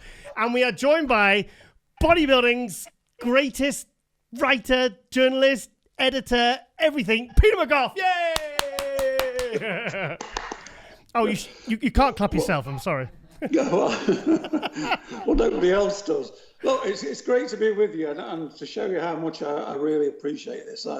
I gave up a Zumba class, so... Oh, you gave up a Zumba class, especially to come on Global Muscle. Oh, wow. Yes. No greater thing can I show than to show how I want to be on the show. Well, there's too many shows there. Never mind. Okay, Giles, off you go. You're in demand. Peter, I've just looked on the Skype thing there and it said over a year ago. That was the last time we spoke because I did an interview for MD with another show of mine. How have you been doing, mate? How have you been doing? Tell us how your health is and how you're feeling, and just give us an update. Well, just quickly, because I don't want to, flog a dead horse. But yeah, I've been dealing with cancer for 7 years now, stage 4. Been having chemotherapy, immunotherapy, going through it again. It's a bit brutal. I've got side effects, but I'm doing okay. Obviously with this coronavirus thing, things have been a bit more difficult, but I'm fine. I don't dwell on it. Anne and I don't dwell on it. We just go from procedure to procedure, appointment to appointment. And, to me, if you'd told me 7 years ago I'd still be here, I would have been very surprised, very relieved. But was it 7 years now? Because I remember you. It was one of the. I remember you'd just been to the NPC Nationals, but I think you'd just been diagnosed, wasn't it, at the time? Yeah, that was 2013. That was November. So I was diagnosed in July that year. I had hospitalisation, big operation, and the Nationals was the first contest I went to afterwards because that was relatively easy to get to because we could drive to Miami from Fort Myers here in Florida. So it's been 7 years. Yeah. So I'm just trying to think. The good thing is you've last time I spoke to you, your voice was quite bad, but your voice sounds a lot better now. Yeah, it sort of affects all sorts of things: your taste, your voice, your vocal cords. But my hair's falling out. It's only fell out once before, so Chris Cormier used to call me the Silver Fox. Now he'll just have to call me the Fox. That's the way we're going. Yeah. Well, funnily enough, on last week's episode, we had Chris Cormier, and one of the reasons that you kind of sparked into the front of my brain was our other guest was Kevin Levrone. And I forget who, I think I mentioned your name first, and then he said, look, Giles, he says, you've just dropped 3 names there. Yeah, 2 names. He was, what was it? Chris Lund, Peter McGough, and Dorian Yates. He says 3 people that really were, instrumental in kind of helping guys like myself, tell our story and present us to the world. And it was nice to hear that Kevin Levrone, it was, we were really talking, he was really talking affectionately about you, Well, that's good. That's money well spent then, from my point of view. Yeah. Now, Kevin, as you well know, is an individual. He's a one-off. We always used to have fun. The first time I ever met Kevin was the 92 Night of Champions, which he won. We just said hello. And then the next time I saw him was in Helsinki at the Olympia 92. The night before, I remember he was walking along through the restaurant there and his face wasn't caved in or anything. Okay. And he was taking French fries from people and I'll have a slice of bread. And I didn't know him very well. And I thought, okay, he's got it wrong. He's here for the ride. Yeah. The next day, he showed up. His face was caved in. His legs have never been better. He got second place. Really, that's in the days when guys used to come in and get second. The year before, Dorian got second and his first. Then he Kevin got second in his first that year. The following year, Flex Wheeler got second in his first. We don't see that now. Yeah. We hardly ever see a guy make the top 6, who's a rookie or whatever. But he's always been an individual. And when you talk to him, it's almost like he starts interviewing you, finding out, what have you been up to? That's exactly what he did. Peter, that's exactly what he did. I said, hang on, guys. Kevin Levrone's interviewing Giles Thomas here. I said, we need to switch it around a bit. I said, it was really nice. It was kind of like it kind of threw me off a little bit, but it was kind of cool, Yeah, we always had a connection, and he used to do some wild things. He had the rock group. I remember once we flew him out after the Arnold to take photographs. He turns up, in Los Angeles Monday morning. He's dyed his hair blonde. I said, "We're taking photographs. Are you keeping the blonde?" He says, "No, I'm washing it off this week." I said, "So we're going up with a load of photographs with you in blonde hair that's supposed to spin us out for the next few months." Yeah. Of course, what we did, we put a cap on him, and covered up the blonde hair. But, he's, he did that sprint thing with Dwayne Chambers. He's never been orthodox, Kevin, but he's always been great fun. And, I've never known him be in a bad mood or bad temper. Yeah. When he won the 96 Arnold and beat Flex Wheeler, I told him Flex Wheeler should have won that, And he kept on coming back and ringing me. "Are you sure about that? Are you sure I should have been second?" Yeah. And about the 3rd or 4th time he phoned back and said, you still sure I should have been second?" I said, "No, I've changed my mind, Kevin." He said, "Oh, thank God for that." I said, "I think he should have been 3rd. Should have been second." Brilliant. Brilliant. So, but he took it all in good nature. There was no. We were always on talking terms. Not like some guys, if you tell them, certain things, that's the end of the relationship for 6 months or so. Well, the first time I saw him was the day after the Helsinki, because that was when we had the British Grand Prix. It was one day after the 1992 Helsinki Mr. Olympia. And the thing is, in those days, we didn't have the internet. I think half the audience there that day in Nottingham didn't even know that Dorian Yates had won the Olympia. So obviously, because Kevin Levrone and Sean Ray were my 2 favourites. I was a fan of Dorian, but he was like kind of 3rd or 4th, But that was the first time I ever met Kevin, was the day after he got second at the Olympia. It's funny you should talk about the internet and that, because you're quite right. We were in the Royal Concert Hall in Nottingham. It was 24 hours after the Olympia. Yeah. And even word of mouth hadn't got round. Yeah. So they had Dorian come on last of the competitors. I don't know, it was about the 15. And they said, and from England, the 1992, and the audience went balmy. I was one of them. Half of them didn't know what the result had been. Oh, Peter, I was one of them, and I remember we were actually stomping our feet, and you know what Dorian's like? He comes out, and I don't think he even cracked a smile. Yeah. Well, the other side of that was Wayne D'Amelio said, "Why don't you walk out with a Sandow?" He said, "No, I won't do that. That's too disrespectful to the other." He said that. The competitors, to sort of say, "Well, I'm Mr. Olympia, so I've got to win this one." It was still another contest to him. Yeah. One to be won. So, great days. I mean, the internet's got its advantages, obviously, but there was a spontaneity about things then, and you obviously had to wait for the magazines to see the pictures and everything. Yeah. I actually dropped a little quote from one of your articles, because I was talking to Kevin, obviously, about all the Grand Prix, and we had a really good talk about the European Grand Prix tours. And I said, Kevin, do you remember what you weighed at the 1994 British Grand Prix? And he says, well, it would have been in the 240s. And I said, you were 249 pounds. I says, do you know how I know that? Because you weighed the same as Dorian Yates, because I read it in the report that Peter McGough wrote and Chris Lund did the photographs of. Yeah. 249 pounds. Yeah, that was actually when we were in Nottingham, that was the day after, I would say, the Grand Prix, and I was in I can't remember the hotel that they used to use. The Forte Crest. The Forte, that was it. Yeah. So I'm sitting in the coffee lounge with him, and he said, "So we're in Nottingham now, are we?" I said, "Yeah." He says, "So when do we get to England?"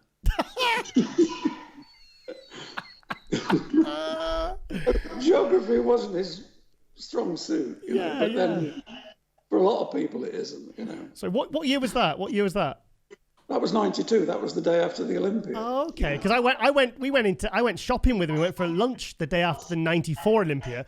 And that was when he says, Giles, you need to start working for magazines and working in the media. And I was like, do you think? And he went, yeah, because I had a picture of Dorian Yates that a photograph I took of Dorian at a seminar in Devon. And he was like, yeah, he says, yeah, you've got some passion. You should be doing this, you know. So I've got a lot to thank Kevin for there, you know. Yeah, he was. I went shopping with him once. I mean, it was like 4 hours. He never bought anything. You know. Like a woman. He'd look at everything in a clothes shop, you know, and say, look, you know, me, when I go in, I go, nothing here, you know, and walk out. He did a tour of the whole thing, you know. Well, Peter, let's go back to, I mean, I started following the sport. It was April, May 1990. And at the time, you were doing the pumping press, which was, I mean, I was saying to Kaleem earlier on, I said it was revolutionary at the time because you would time the magazine. And how would you get the photos back so quick from the Olympia to get the report out that quick? Well, Kevin Horn did the photographs, you know, when we were mainly black and white because, you know, just to go back a little bit, I'd worked for a few magazines in England, the Glossies, and it was becoming increasingly obvious you couldn't take on Flex and Muscle Mag with their 8-page spreads of Bob Paris and Lee Haley. We couldn't do that. So I said, let's come out with something that they don't do. They don't do a lot of gossip. They don't want to get involved in controversy. They don't get, you know, it's 8 weeks before you read about it. If we went to a newspaper, tabloid, we could get it out on the shelves a week or 10 days later.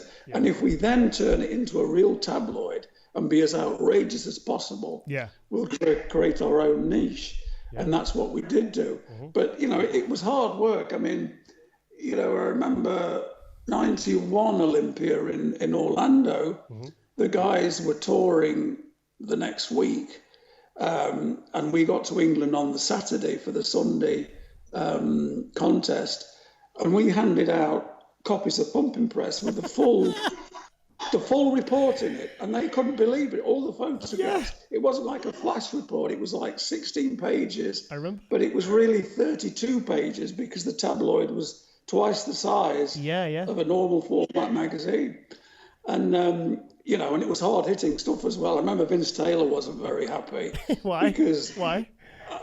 I put something like, whilst it was clear that the contest, the first two were going to be Lee Haney and Dorian Yates, it was abundantly clear that Vince Taylor was in third ahead of the rest of the field. He felt he should have been one, you know, in the mix with Lee Haney and Dorian. So he wasn't too happy. There was chuntering at the back of the bus, I remember, you know, complaining about it. But, you know, we were looking, in some ways we were a bit lucky because we wanted to be controversial. And the World Bodybuilding Federation came out, you know, Vince McMahon's federation. And I sort of sensed it wouldn't work, so I took pops at them, you know, all the time. Tom Platz told me, and we used to send copies of the magazine to Vince McMahon and Tom Platz. Oh, you sent them to Vince McMahon? And this other guy, Jonathan, who hated me. And, you know, we sent it to all the leading figures in bodybuilding, the top competitors, the Manians, Wayne DeMilliers. And so we built up a sort of reputation quicker. You know, we pinpointed them. They all got it like 3 or 4 days after it came out. And they go, wow, what's this guy talking about now? And Tom Platz told me, every time the magazine used to hit the building, Titan Sports, you know, the place would rock.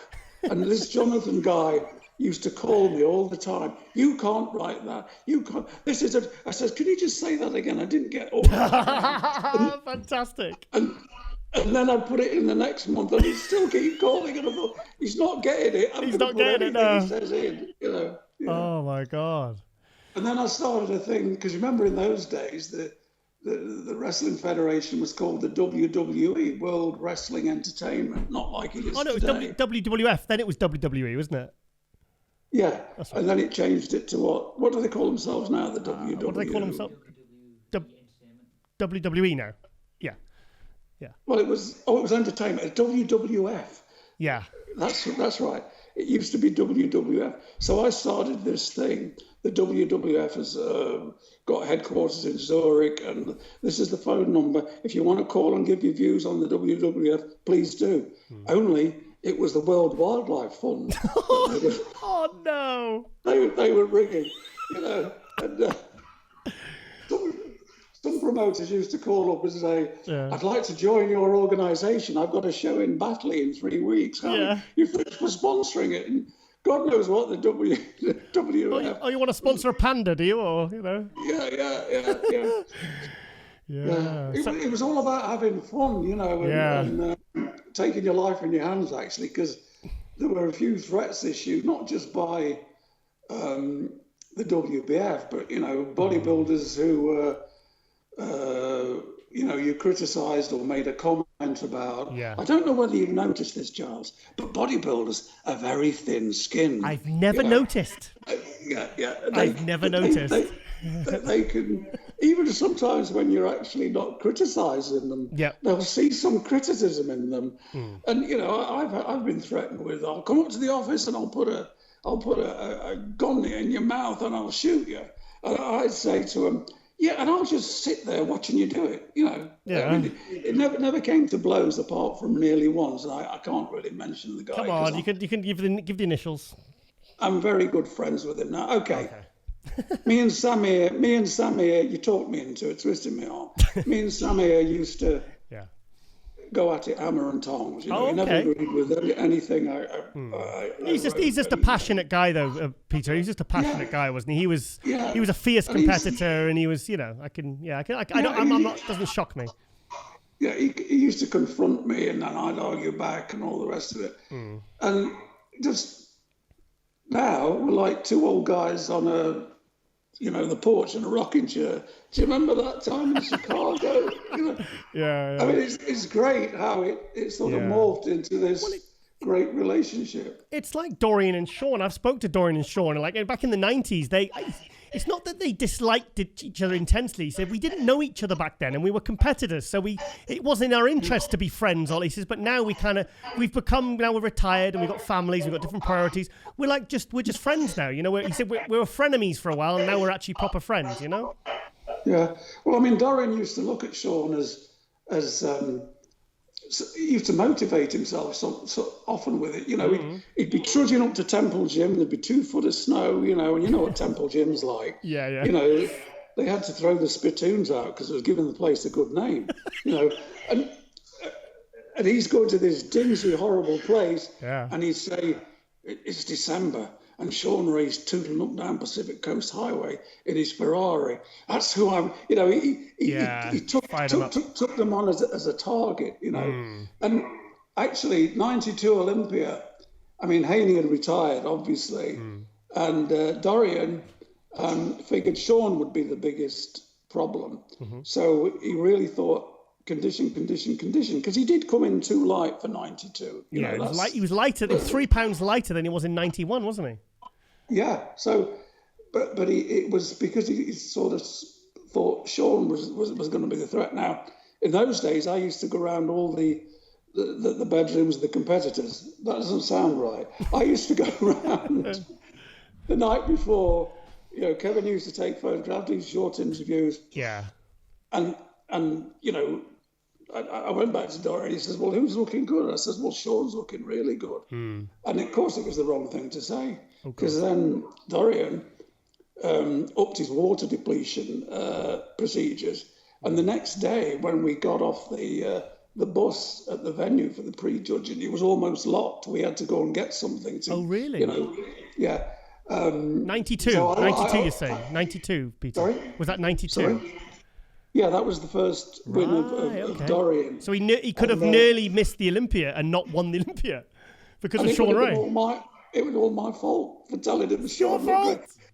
I didn't mean Sean looked good enough to beat you. Yeah. I mean, he's looking the best of the ones I've seen. I still think Sean should have got second that year, really. It was more complete, you know. Second, yeah. It was, I always like Kevin. Yeah, Sean and Kevin. Lee Labrada was very good that year, wasn't he? Mohammed Benazir at the top. Yeah. Well, I was always a big Sean Ray fan. I was a huge Sean Ray fan, but I was also a big Kevin Levrone fan. But because Kevin Levrone was a little bit bottom heavy in the first year, wasn't he? Yeah, I mean, that was, he didn't have the balance that, say, Sean had or Labrada. I still think, I have no argument with him being second because he was spectacular and he was as hard as rock and he was cut, you know. Lee Labrada was in third and Sean was fourth. But I would have probably put Sean second. Okay. Yeah. So anyway, back to those days, obviously Pumping Press, that's when I started following bodybuilding in 1990. And I remember you reporting the Night of Champions when Dorian won the Night of Champions in 91. And it's funny because I was telling Kaleem earlier on that your career kind of took off at the same time that Kevin Horton, the photographers, did, and also Dorian Yates's did. Do you think it was all good, very good timing, the fact that you three were kind of on the rise? Well, you know, in some ways I was very lucky because, you know, there's a future Mr. Olympia and he lives 40 miles away from where I lived in Nottingham. Yeah. Nobody knew either of us in, say, 88, whatever, internationally anyway.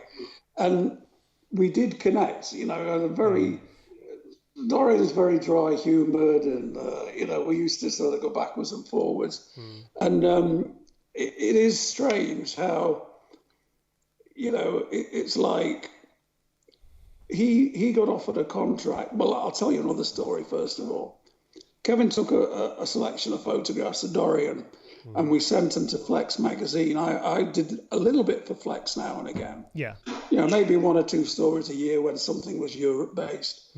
And sent the story in with the photographs, spoke to Jerry Candelli, who says, we don't want anything from England, which, you know, I sort of tried to be diplomatic. I says, why not? He says, well, he's English, you're only pushing him because he's English. Well, you obviously, you haven't looked at the shot. I said, let me tell you something, Jerry. I've been doing stuff for you for 10 years. Have I ever come on in the last 10 years pushing an English bodybuilder? No, this guy is going to be the business. You know, I didn't say he was at that point. I didn't say he's going to win the Olympia, but I said he's going to be an Olympia threat, believe me. But they didn't run it. We sent it to Muscle Mag and they ran it, so they got the scoop, you know. But anyway, to go back, when he came to New York the first time, and nobody knew Dorian, you know, because in those days, you know, we didn't have people like you saying, look out for so and so and blah blah blah, you know. And I always remember the competitors meeting, and people are looking at him thinking, who's he? Thinking, his face is caved in. And some people thought he was Swedish, others thought he was Russian. You know, by the end of the evening, the whole New York crowd was going, Dorian! You know, this New York crowd were crazy, weren't they? Yeah, the Weider people were falling all over him to fly him to California. Yeah. And I thought, you could have had the shots, you know, but never mind. The next year, that's when, at the Night of the Champions, they offered him a contract for Weider, and then they offered me the job to come out to Weider. So it took place at the same time. It's parallel. And we did sort of climb the ladder together. You know, he got to the top of his competitive ladder, and I, you know, God knows how it happened, but I became editor-in-chief of Flex. So you did okay, Peter. You certainly weren't the T-boy at Flex, were you? I mean, it's safe to say you were like the numero uno. Yeah. Well, when I got across there, you know, they thought this guy that produced this magazine was a wild man, because I used to write wild things, you know. You did, yeah. And they hang on, he's a bit quiet, you know, because I never say anything unless there's something to say. Unless you've got a typewriter in front of you. They did resent me because they thought I was going to be brought in and become the editor-in-chief. Well, I did, but it took 5 years, you know, but... Yeah. And Joe was the one that was really pushing for me to be there. So there was a resentment that I was Joe's boy, you know. Yeah. And for the first 6 months of being there, they used to give me assignments like, no disrespect here, can you interview the lady who was third in the Masters Arizona? You know. Yeah. And these were never published. You know, this was a way to piss you off, you know. Right, okay. I'd been there 6 months and it was the day before Christmas, which I think they call Christmas Eve. See, I'm not just a musclehead. I know these things. So I'm walking out the office and there's only 2 people left in the office, me and Joe. Yeah. Have you ever been to the office? I never went. No, I never went. Never went. Don't do that. Not to Woodland Hills. Joe's at the top of the building, and I walk out to go down the stairs and out, and he comes out of his office. He says, "Hi, come on here, you know." And I thought, oh, he's going to wish me Merry Christmas. And he sat me down, and he says, "You're not happy here, are you? You're not happy at all." I said, "I'm fine, Joe. I never complained to anybody, because I had that bulldog. You think you can piss me off? You're going to have to try a bit harder than that, you know." Anyway, he said, "No, you're not." And to this day, I don't know how he knew. Anne didn't tell him. Nobody told him. I didn't bitch. He said, "Who?" And we come back to Levrone. He said, "So who would you like to interview?" I said, "Kevin Levrone and Bev Francis." He picks the phone up. He gets 2 appointments for me to talk to them the next week after Christmas. Yeah. And I never really looked back after that. You know, it was like, I didn't ask him for help, but I still to this day, he had a lot of intuition, Joe, you know. He could suss things out and people out. You could introduce him to people that you'd known a long time. And in 5 minutes, he'd tell you exactly who they were. Oh, really? Taking you 5 years to figure out the personality and certain foibles. Yeah. And he could tell you. He was a great observer. Joe didn't shout and scream. A lot of the time, he was just observing and watching what was going on, you know. What did you think of the bigger movie, the Joe Weider biopic? I was disappointed in many ways. Why? I think factually there were things in there. You know, we had things like Steve Reeves was competing against Bill Pearl.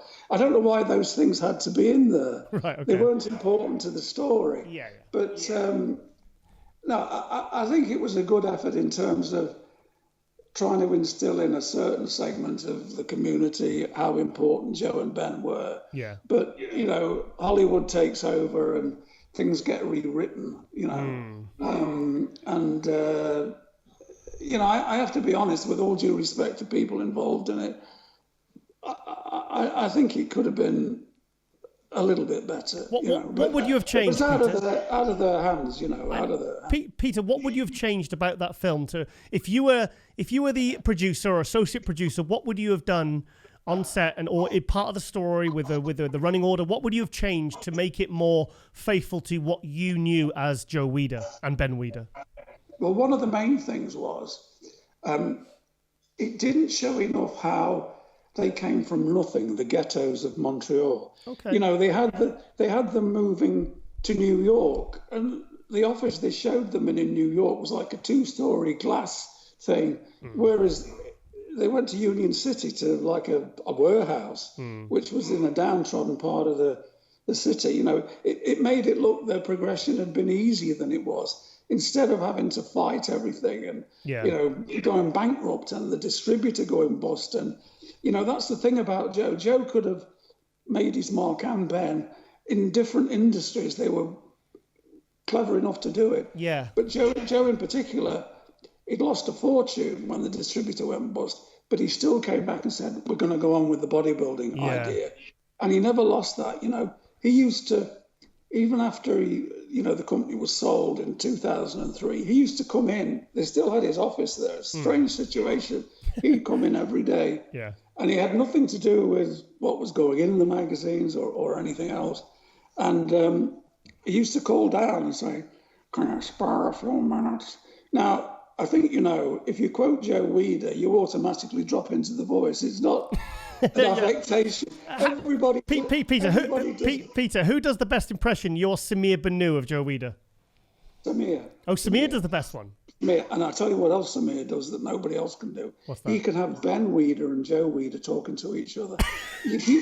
Next time you see him, ask him. You'll collapse laughing. Oh, really? Nobody can do Ben. Ben is very difficult to do. Yeah. You know, but yes, Samir was great at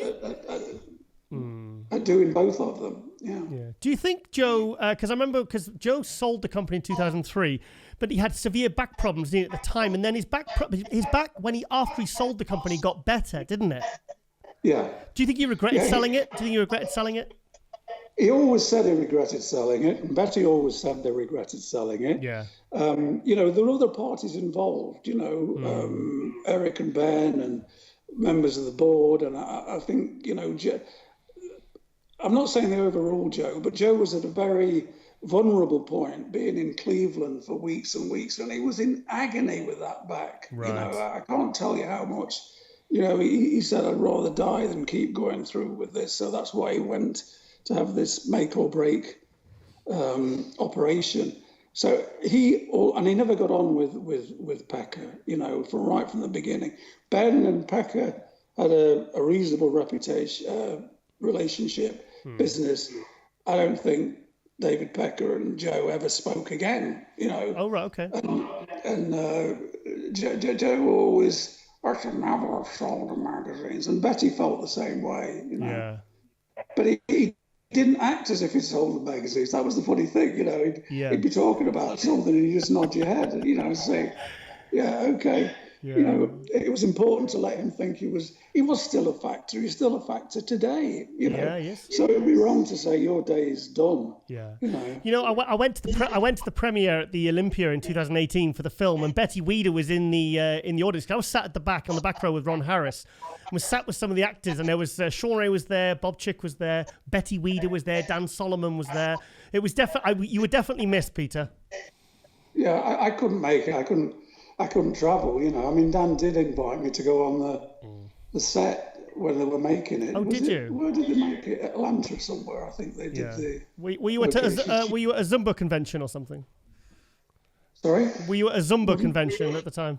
Yes, it was the final of the Southwest Florida Championships, It was for the over 65s with white hair and an English accent. Wow, you might be a shoo-in for that. Which apparently the Ifbb are bringing out a new class that would fit me as well that way. We'll all have our own class eventually. Yeah. We'll have the Tiger class. Yay. We'll all get a trophy. Don't worry. Yeah. Now going back to the bigger movie, the only bit that I did a little bit of a nerd moment was when I saying when Callum von Moger as Arnold was on the leg press, and I said they wouldn't have had those leg presses in 1970. Those were like the mid 1980s, and me and Ron Harris were getting all uppity about it, and people were just like, "What?" Yeah. It was like that's not history. That's not correct. Yeah, that's right. I mean, in the old days. When I first got into it in the late 60s, you would never have a leg press like that. You'd sometimes get an overhead one, yes, but it was all plate loaded and everything. You had a hell of a workout even getting the weights onto the apparatus, Yeah. And I sort of stayed out of gyms I started to train at home because I was more involved in getting fit. After 4 or 5 years of training in the gyms in Nottingham, there's only 2, and they were broken down places with cold and doing rats and all sorts of things, dodging about. So I set up my own little gym at home and got really fit, did circuit training, ran a few marathons. And when I got back in a gym 10 years later or 8 years later, they had a pec deck machine. I'd never seen a pec deck machine. What do you think it was? You wouldn't see one in the... What's this, to hang your clothes on? Is it a clothes horse, is it? Or what was it? Yeah. Peter, I've actually been in your Kaleem. Peter's in his very, very famous office where all the magic happened. In 2017, when my partner at the time, Rosie, was competing at the Tampa, we made the trip up with Ian Harrison, and on that wall, he's got was it a 1981 marathon, London Marathon? Yeah, I ran in the first London Marathon in 1981. I ran it for charity, and it's there's a strange story there. There's always a story. We like strange stories on this show. We like them. I mean, it was the first London Marathon. It was really highly publicised. And the Sunday Times athletics correspondent, Cliff Temple, it was run in March, and you had to apply for October or something. Yeah. And he came out with this programme of how to go from not even being a good runner to build up to the 26 miles. It was staggering. Yeah. And I followed his programme. And he said to people, let me know how you get on. So I wrote a little piece, about how my weight fluctuated. I was getting too light, but I was losing all my strength. I mean, remember it was in March.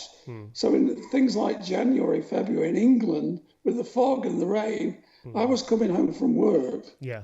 going out at 7 o'clock at night in the dark and the rain to run 3 hours. I must have been insane. Yeah. Anyway, I wrote him about my progress. That was the end of it. 8 years later, I'm at a family wedding, and a cousin comes up to me and says, "That was great, you being in that book by Cliff Temple." And I said, "What do you mean?" He said, "There was a whole story about you in the book." Yeah. I tried to find the book, but couldn't. In those days, you didn't have eBay or anything. Yeah. And then a few years later, Anne did get the book. So it was maybe my first ever published piece. And I never knew anything about it for years. Fantastic. Have you still got the nice home gym in the garage? Yeah, Anne's just refurbished it. Lovely.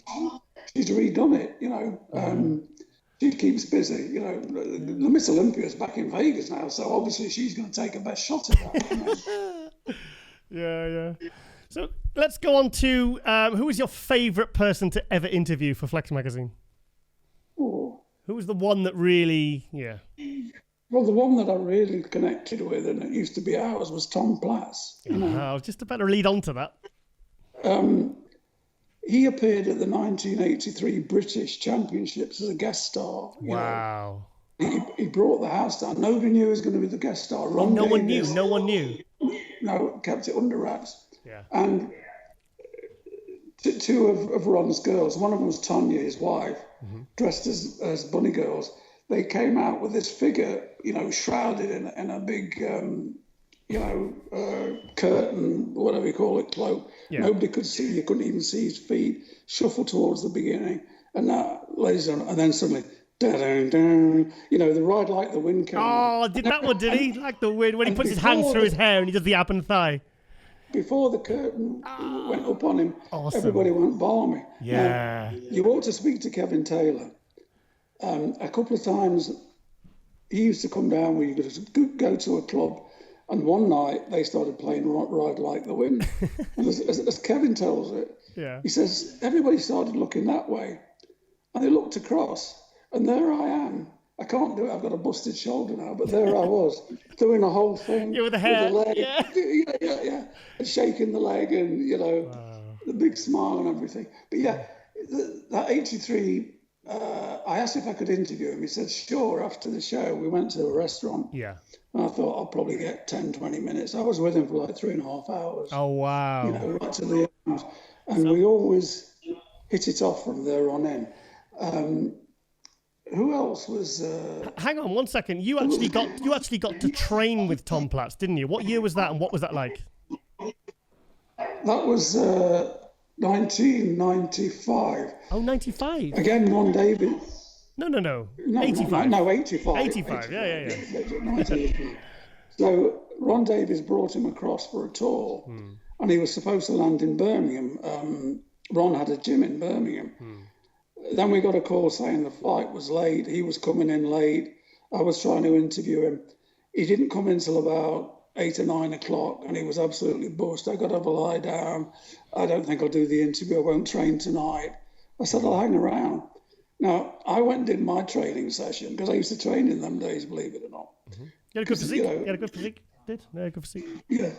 And he comes back down, about 12 o'clock. Now, the thing with Tom, I don't want to say too much, but he could be like that 1 minute and then alive the next. He was up for it. He's still the same. He's still the same. I mean, a friend of mine said he had him on Instagram live, and he said, could we just get like you said? He said, could we get 45 minutes? He said, Giles, he was on for 2.5 hours. He said it was one of the most memorable evenings of his life.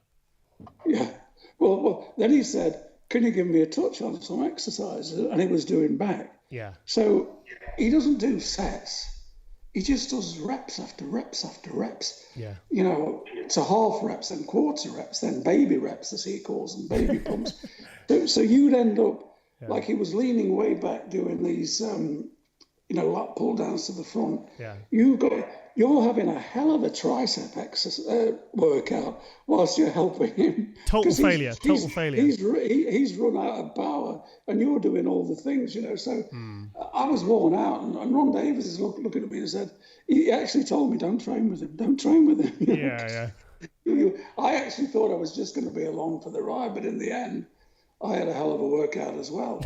But intensity and getting the most out of one rep and the twisting and turning and everything. Nothing was orthodox with him. You know, everything was exaggerated and, you know, really did have his own views on how to train. Well, he would do hack squats and he would go right over, so right onto his tiptoes to get like an exaggerated range of motion because he believed that it was necessary for stretching and really depleting the muscle, you know, of everything. Yeah. Well, there's actually a lot of photographs. You'll see him where he's sort of in a not kneeling, but half split position. And he looks like he's doing a press behind the neck. You know, but he's not. He's doing his lats. He takes the bar. I can't do it because this rotator's gone. Yeah. But he'll push the bar up, and then he'll start wiggling his lats and tensing them and tensing them and tensing them. And if you see a photograph, you're sure he's doing press behind the neck, but he's not doing anything close to it. You know. Okay. Here's a question, Peter. What is your? Because I've been to I think 7 or 8 Olympias now. What was the favourite Mr. Olympia contest you ever went to? And how many have you been to? Well, from 82, I only missed 89. I had a back injury. And then the next one I missed was when I was first taken ill in 2013. Yeah. Although I was back for 14. So the most memorable. Yeah, the one that you'd, if you could go back in time, you'd want to go and watch that again. It's an easy one for me. 1988. Oh, I thought you were going to say. Peter, I thought you were going to say 93. Well, 88 for a variety of reasons. Yeah. One, it was in Los Angeles. Yeah. A home of bodybuilding. You know, I got there 10 days before. You walk into Goals, everybody's in there. Oh, you know, Derrick, Gaspari, Labrada. You know. And it all built up, you know, in Worlds you'd get Bob Paris trained there, Rolf Muller was there. Yeah. Who else from that? There was only a few of them in Worlds, but you could walk backwards and forwards. But the thing was, it was at the Universal Amphitheatre, which is a magnificent theatre in Hollywood, you know, right in the middle of Universal City. And I often go back and watch that tape. The posing of all of those guys was out of this world. There wasn't a bad one. There wasn't a bad one. No, everybody was in shape, you know. I mean, you'd got, even though he wasn't at his best, you had Phil Hill doing Phantom of the Opera. We were talking about, there's a thread on MD, on the MD forum this week saying, because a lot of the members on there don't even know who Phil Hill is. And they put it on and they said he was like the Phil Heath of his day. And that routine, I said, that's one of the best posing routines ever at the Mr. Olympia, the Phantom of the Opera. But Phil Hill, man, he was awesome. I'd love to get him on the show. And you know, Bob Paris did that. Yes. Sorry. And then he laid down. Tracy Chapman. Yeah. Beautiful. They all did great. Mike Quinn did a fantastic routine. And that's the best shape Mike Quinn's ever been in. Yes. You know. Was he fifth? Sixth. Yeah, I think he should have beaten Stridham because Stridham, he was fifth, I believe, but you know the back was never there anyway. Yeah. But Mike was in great shape. But they were all great, and that was the first time we saw Ben Aziza. Now the thing is, 2 or 3 days before they did the weigh-in, first time they ever did the weigh-in, you know, but they kept their we call them dressing gowns, don't they? They call them robes on, so you didn't see anything apart from Barry DeMay, who knew he was ready. He shook the robe off and showed everybody had got. Now, we'd seen them all weigh in, and of course all of them, apart from Haney, had said they were heavier than they were. He was the only one that was truthful in saying, I'm about 245, and he was 245. All the others were adding 20 pounds here and there. Oh, were they? So we came to the Olympia, and suddenly they said something like, competitor number 10, Mohammed Benaziza and we hadn't seen him at the weigh-in. He hadn't even been put down on the list. He'd come in as a late entry. He got 11th. He should have been a lot higher. It was just so packed with muscle. It was a freak. But even then, you know, the funny thing is, the next day we were going to photograph him, but he was just unwell. He couldn't do it. He'd burnt out. Yeah. And I remember one of the Grand Prix, 1990 in Nottingham. there was the Weider gym in the centre of town. That's right. Yeah. I went there. I actually met Ben Aziza there in '92, about a week before he died. I met him at the Weider shop. He was there. He was just there hanging around the day after the '92 British Grand Prix. And we walked from the Weider gym to you said the hotel. What's the name of it? Yeah, the Forte Crest. The Forte Crest, yeah. Which was 600 yards, yeah. And every 100 yards you had to stop. I mean, I didn't know what was to come, but I mean, he was absolutely shattered just by walking that distance. But I mean, the amount of mass he had on him per square inch was probably more than anybody else had ever carried. What did he weigh in the '88 Olympics? What do you think he weighed on stage? He said he weighed, well, he did weigh, because they weighed him in the end, 188. That's all he weighed. But the year before, he'd won the lightweight world championships at 154. So he'd gained 30 pounds. And it was quality, you know, it wasn't like it was all loose weight, you know. But yeah, that 88, and that was the first time I ever really had a conversation with Joe Weider after the event. Okay. I was always very friendly with Ben back from the early 80s. He introduced me to Joe. We had a quick chat. And stupid thing that I was, Joe told me to sit down and have something to eat. I said, no, I haven't got time to eat. I've got to do some interviews. And I got up after 3 minutes to interview people. And I thought, you could have been sitting there with Joe Weider and maybe something would have come with that. You know, you're on the job, mate. You're on the job. I was besotted with beating everybody to the punch. Yeah. But yeah, I mean, that I think for quality and depth, for the surroundings, for it being in Los Angeles, for goals, World's Gym, for the guys being as they were, and also even in goals, you know, you were seeing people like Akim Albrecht, who you didn't know in those days. You think, who the hell is he? There was all these physiques that were coming out of the woods in the years to come. You know, goals in those days, even more, I mean, it's completely different now. Yeah. But it was probably at its zenith then from 88 till 92, you know. Right through all the Olympias you went to in the 80s and 90s, who stands out in your mind as the most underrated pro bodybuilder of all time? From your perspective? When people ask me that, I always sort of, the one that is Thierry Pastel. Thierry Pastel. Oh. You know, I mean, I'm not saying he should have won the Olympia or anything like that, but he should have been a lot higher. I mean, everything about the guy was incredible. Perfection. And he weighed nothing. You know, the balance, the proportion, the posing, the transitions from one thing to the other. And I remember one of the tours, it was 91. We were all on the tours, and it was in the days of the baggies and the sweatshirts and all. Everybody's walking around like that. Yeah. He had a pinstripe suit on with a white shirt and a tie, and that's what he wore all the time on the plane. Yeah. You know, and we got to Switzerland. The promoter was trying to pull a fast one, save money. He had the bodybuilders 3 to a room, and it was like there was a double bed and a single bed. Yeah. You know, and it was like, well, nobody's going to get in the double bed. No one's spooning with Barry DeMay or something, you know, it's like, it's not going to happen.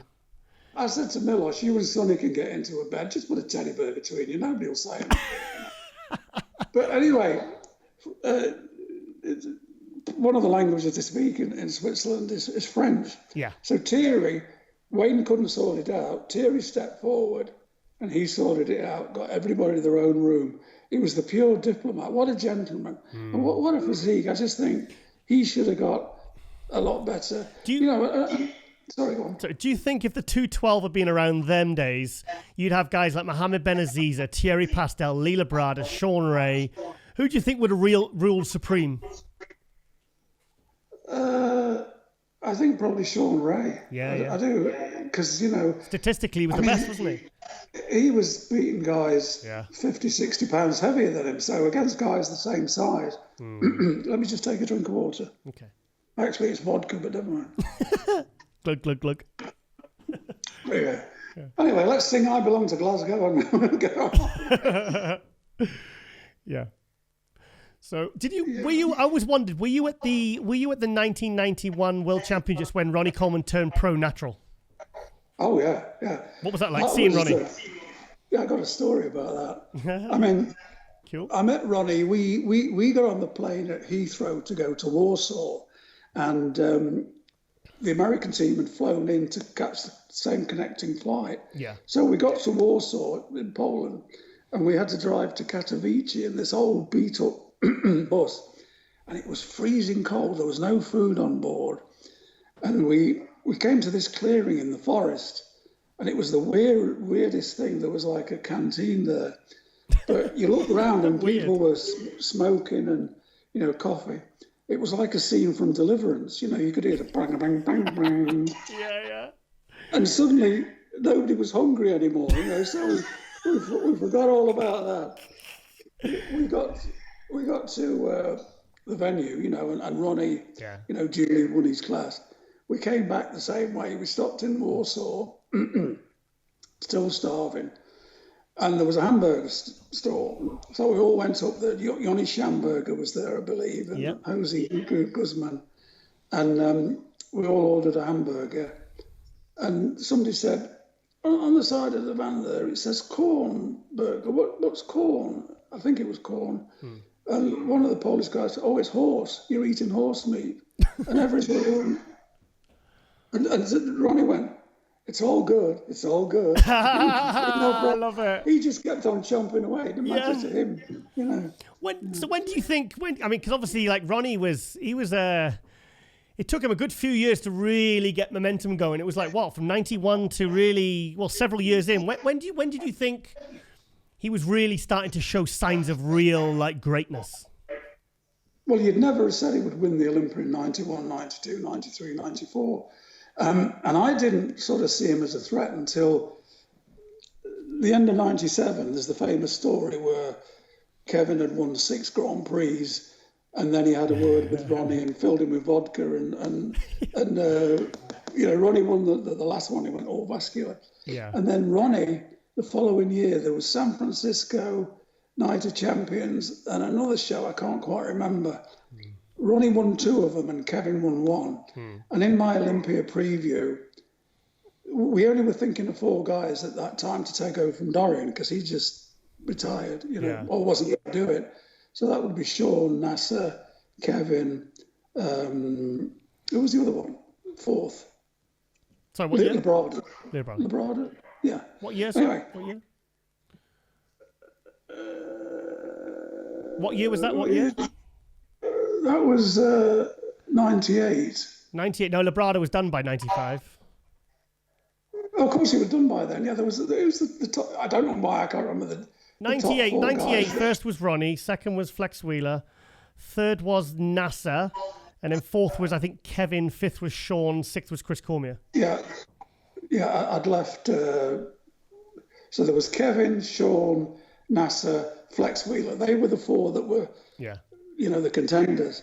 And I actually added into the Flex review, Ronnie is a dark horse because he's the only guy that can take Flex Wheeler on in a back double biceps. Yes. You know? And of course, Flex wasn't at his best, although he was leading after the pre-judging and Ronnie took it. But of course, you know, you'd never have said Ronnie would win the Olympia a few years earlier. And then, of course, he wins it 8 times, you know. Do you think, I mean, because I asked Flex Wheeler this a few weeks ago on the show, and I said, what was your favourite ever look? And he said like, well, the 1998 Arnold Classic was, I think a lot of people consider that to be his best overall look. If you'd have brought the 98 Arnold Classic look to the 98 Olympia, do you think you'd have beat Ronnie? Oh, yeah, he would have won. Oh, you think so? It was just, definitely, yeah. It was just a little bit off. I mean, the thing is with Flex, he's a completely different character now. So I can say this, he was a bit of a handful to deal with, you know. And I remember 98, he won the Ironman.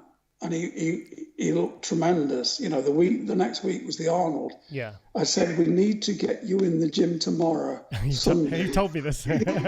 with Chris Lund, you know, because your physique, this is one of the best physiques in history. Yeah. You know, it needs to be seen. He says, well, these people have seen it. I said, there's only 1,000 people in this theatre. You know, we're talking global. You know. Yeah. He says, well, I'll do it after the Arnold. I says, not after the Arnold. You'll get on a plane, you'll come back, you'll feed. You know, Monday or Tuesday, you won't look like this. Let's do it tomorrow morning. says, okay, you've got, and Chad Nichols was there. I said, Chad, you've got to get into the gym tomorrow morning, whatever happens. He phoned up the next day and said, I can't make the gym, it's raining. And I think we were denied some of the most spectacular photos you would have ever seen of any bodybuilder. You said to me, Peter, you said you'd never ever got a really good Flex Wheeler front cover because as you've just said there, you never got to see him at his absolute best photograph, so you could put it on the front cover. Yeah, and that was it, and also he was, like a lot of the guys would really put out in a photo shoot. He looked upon it almost as if part of his contract. Let's get this done with, and not bother too much about it. Now, he used to lead us a bit of a dance, me and Chris Lund. But when it was all over, and I know he was genuine because he had nothing to gain, he came to me and Chris Lund individually and apologised. He said, I realise looking back, all the messing about I did for you, and you never lost patience with me. I'm telling you, a lot of the previous editor-in-chiefs would have yanked his contract, but I never did. I had a certain understanding about him that the bravado and everything was a shield of somebody who was sensitive in a lot of ways. He is a very sensitive soul. Yeah, so the only way he could sort of mask that sensitivity was being outgoing, but it didn't work with me. In fact, he said to me, we did an interview a few years ago when he was coming back. He said, I used to talk to everybody and he used to take the notes down and say, yes, no, that's very good. He says, and I'd look at you and you're still looking at me. Like, okay, so tell us the real story now. I'm not writing anything down because that's bullshit. Yeah. Yeah, it was great days. I mean, I look back on them, even you're shooting off memories I've maybe forgotten about for some time, but what an industry it was there with all these guys being in top shape and you having access to them all. And, nowadays it's difficult to track anybody down and you don't have an exclusive. All these shots are online before you get there, don't get the old fart started, Yeah. Funniest Grand Prix story? Oh. You have to draw on a few memories now. There's a few. Come on, first one that pops into your head. First one. Be ruthless. Well, does the name Kenny Jones mean anything? Oh, yeah, I've heard this one. It's a good one. This is good. Yeah.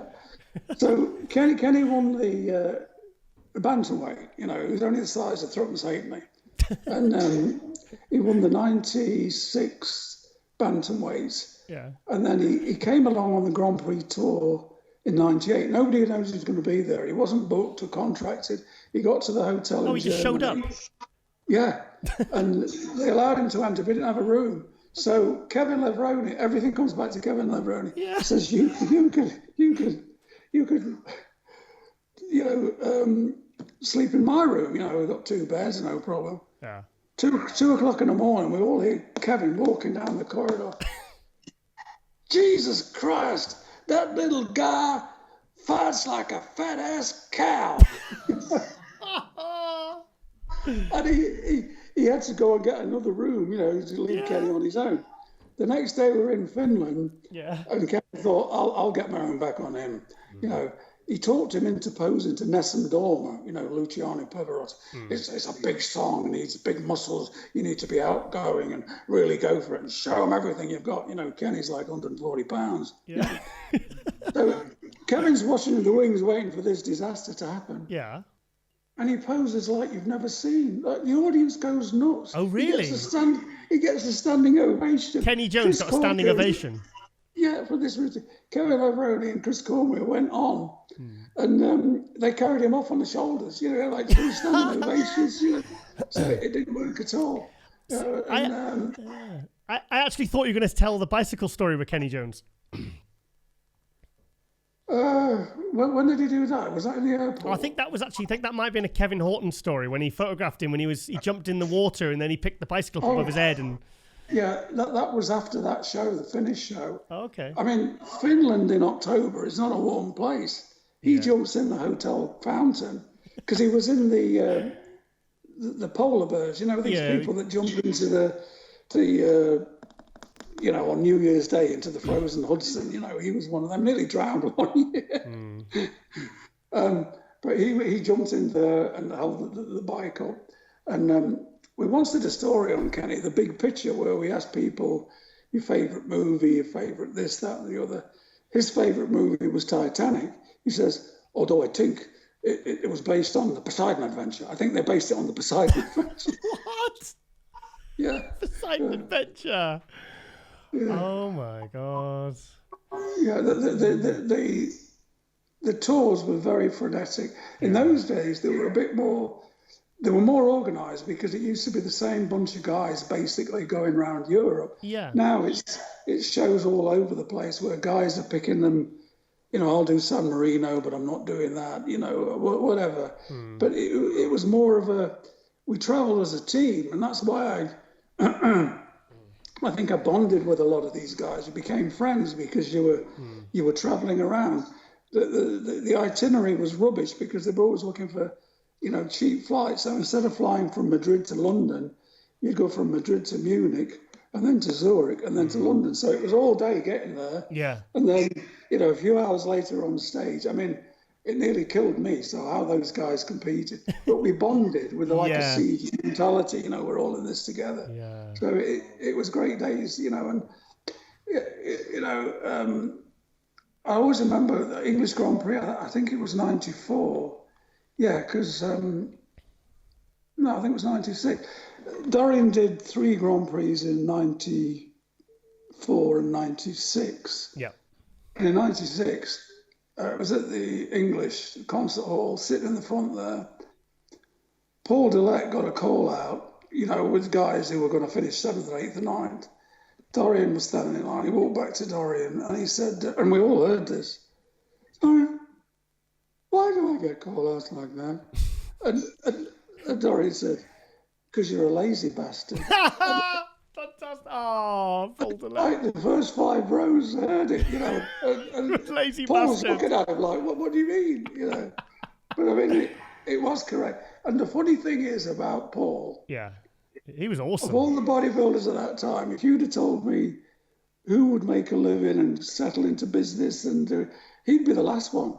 You know? He's done very well. He's now got this federation in Canada. Seems to be doing quite well. He's doing very well. He's doing very well. He should have been, you know, in charge of energy conservation. You know. Yeah. I've never known anybody. The Weider was 2 floors, and being a health and fitness place, nobody used the elevator, the lift. Okay. You know, they'd all go up the stairs. Yeah. Only Paul would use the lift because he, you know. And he used to come into my office, and all I had was ordinary chairs, you know, nothing fancy. He used to be able to make one of those chairs into a bed because he would throw himself out. And you think, the guy's 290 pounds, and he's made this little chair into a bed. You know, he any chance to lie down, he would lie down. You know, you'd 1 minute, you know, you were recovery is very important, Peter. He lobbied at one point because he said, in prejudging, you know, we have to go and stand back in line. Well, we should have chairs to sit on when we're not being part of the comparison. He said that? He says, that's what they have in the NFL. I says, yeah, but them guys are running up and down the field at 100 miles an hour. I've never heard that one before. I've never heard that one. Peter, I stayed at your house 3 years ago, and I asked you this question. And I really want an update. Your book, will you ever write one? Have you written one? I've got a lot of things done. I know I get asked it a lot. I'm not quite sure why I'm so hesitant. You know. Why? We want to hear these stories, Peter. I know. Well, they're all there somehow. You know. I mean, if I've got something ready, say if something happened to me suddenly, I know who to give it to, and I don't mean to get a book published, but all my stories, I've got every one. I've got every one on file, and I'm quite willing to sort of let that go, you know. And you can read stuff you've never read before, but it's. So you got a bit like a big red button under your desk. Just in case, send. Just in case, is it? Please, I hope it's not all on a one single hard drive, because that's a very precious hard drive. Yeah, it's. it's a lot of there's a lot of volume to it, you know. Yeah. How many years? I mean, what, 30, 40 years? Yeah, 40 years nearly. 40 years. Yeah. Wow. Yeah. It's amazing. But did I ever tell you how I got into my first bodybuilding magazine? Tell me. Well, I went to the '82 Olympia. You see, that was the one in London with Chris Dickerson one. Yeah. Yeah. So I'd been writing locally for the local paper, certain things, freelance stuff. Yeah. My first marriage had broke up, and I thought, right, do what you always want to do, get into journalism. So the Evening Post, they let me do a few stories. And I really don't know how it happened, why I didn't think, why don't you write about bodybuilding? But I went to the '82 Olympia. I came back, I wrote a report, and I sent it to Dave Williams at Bodybuilding Monthly, which was the top bodybuilder magazine in England then. They were based in Dewsbury. He gave me, his office gave me a call and said, come up and see him, he wants to talk to you. So I thought, wow. I just wanted to give an example. I didn't want him to use it as the report, you know, I think I can write it. I sat down, he said, how would you like to be the editor-in-chief of Bodybuilding Monthly? Just like that? I know nothing, just like that. And I knew nothing about British publishing or printing or putting a magazine together. Yeah. And I'm sitting there and I thought, if you say no, you could go the rest of your life and not knowing whether it worked or not. You say yes, it could blow up. You know, it could be embarrassing, but at least you'll know. So say yes.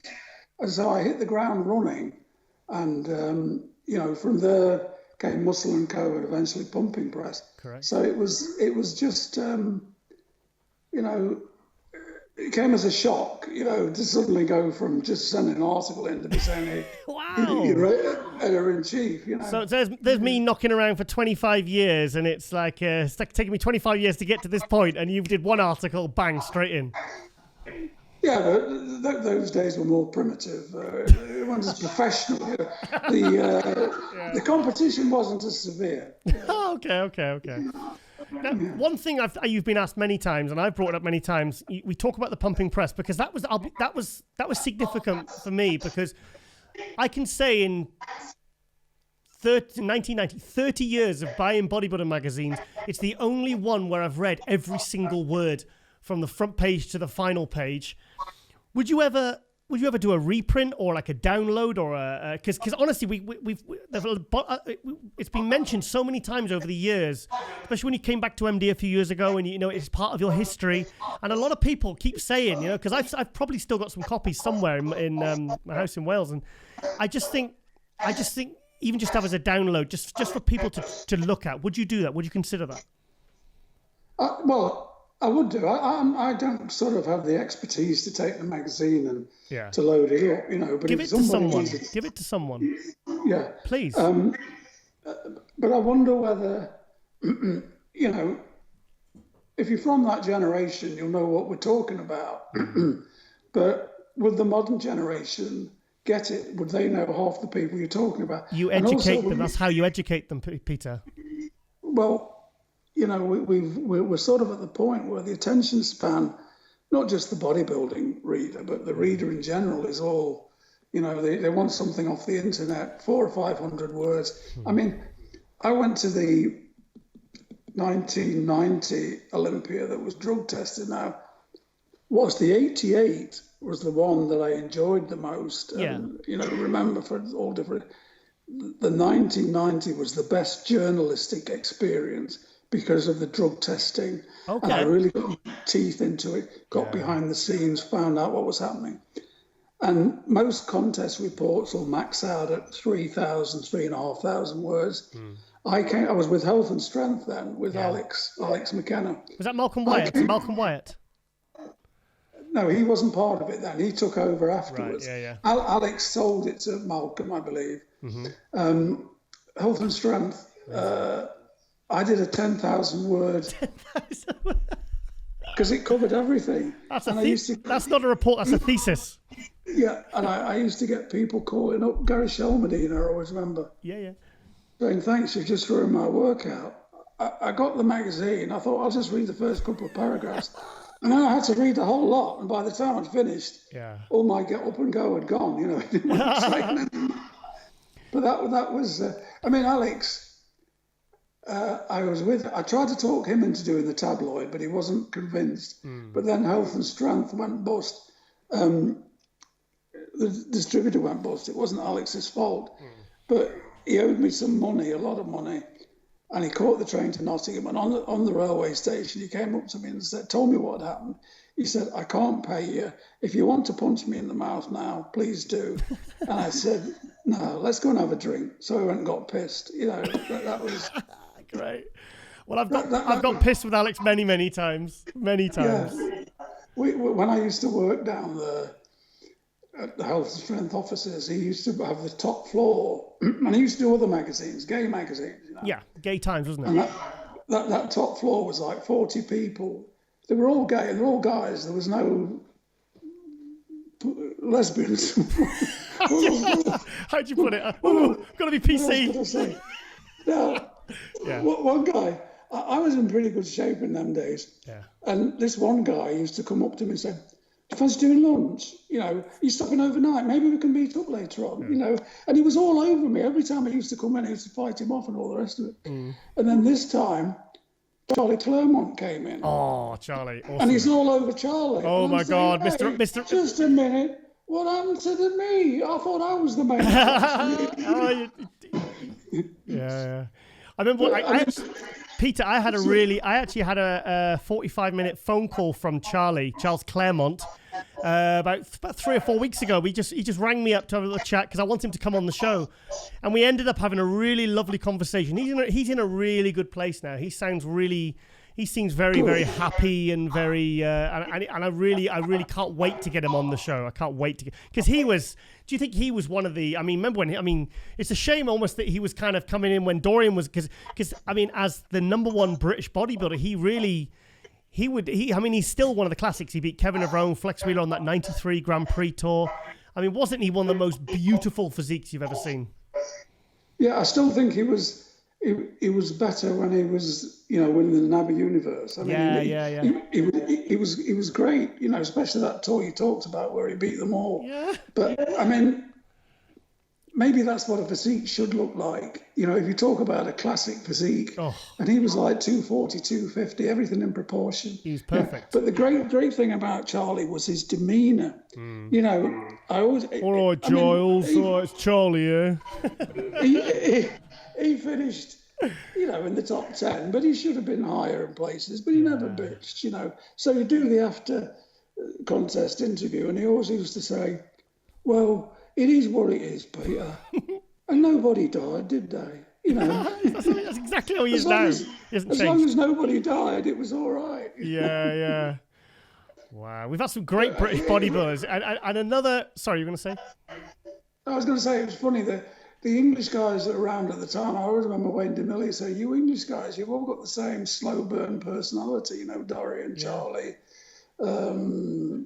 me, Chris, you know, all of it. It was like, we weren't like typical Americans shouting stuff from the rooftop, or I'm going to kill the bomb, you know. It was very dry, you know. Do you think that's why Joe Weider, apart from the magazine, everything put together, do you think that's why you two connected? Because I forget who told me that he said he always loved your sense of humor. That was one of the reasons he wanted to get you on board, because he loved your sense of humor, you know, your wit. Yeah. Well, the first thing he said to me when I got in the office when we finally moved across was, I brought you here for your sarcasm.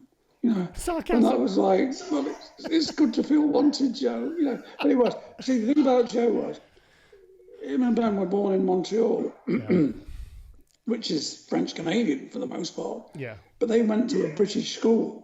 Oh, so we had a lot of cultural references. You know, if you mention certain things, I don't know, Max Bygraves. You're probably too young to remember. I remember Max Bygraves. I'm not that young. American one. So he used to pick up all the culture and that sense of humour. Joe was very dry. You know, he had this thing about if he'd paid $5 for a photograph back in the 1950s.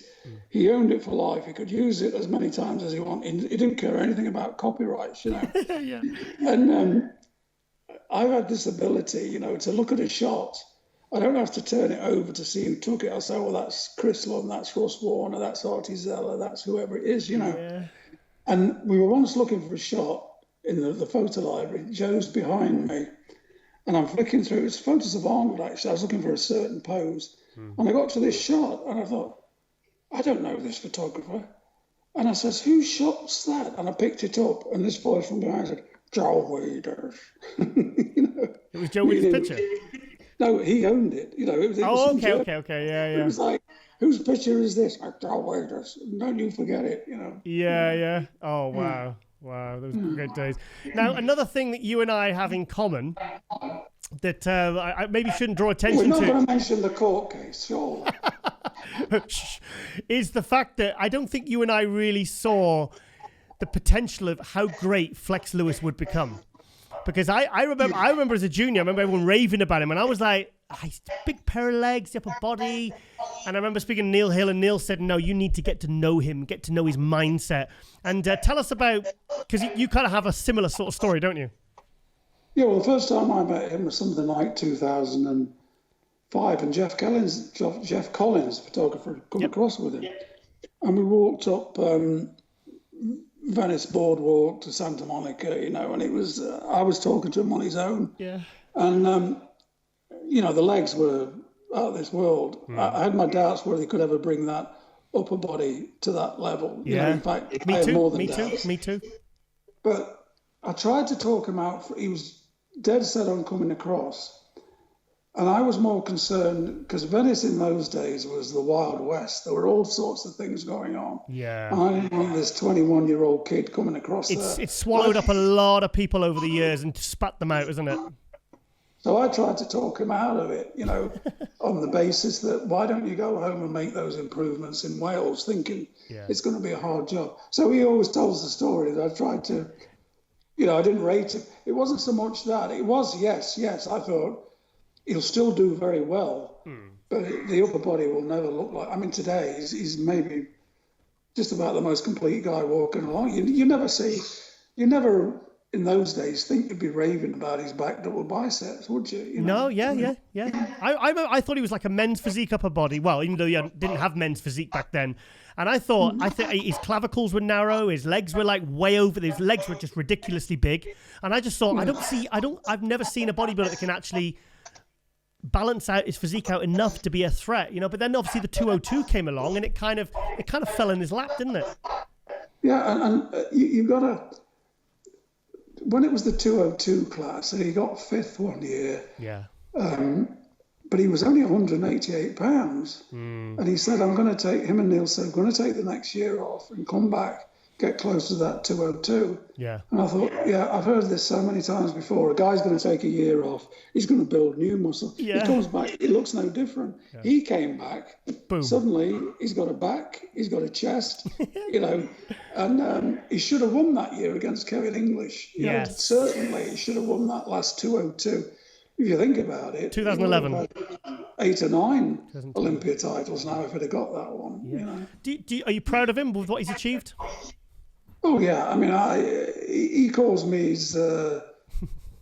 his American father. You know, that's how close we got. I mean, I always felt it was the duty, especially the position I was in, to encourage bodybuilders. It wasn't just a piece of meat to put in a magazine.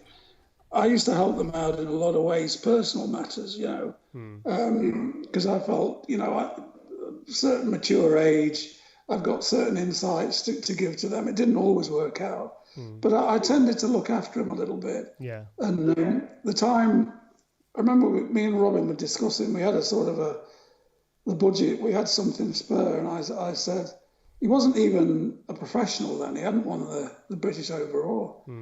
And I says, you know, we keep giving contracts to guys who, not all of them, but a lot of them let us down. Let's give it a contract to somebody who'll be really grateful, Flex Lewis, because he'd think it was wonderful. Yeah.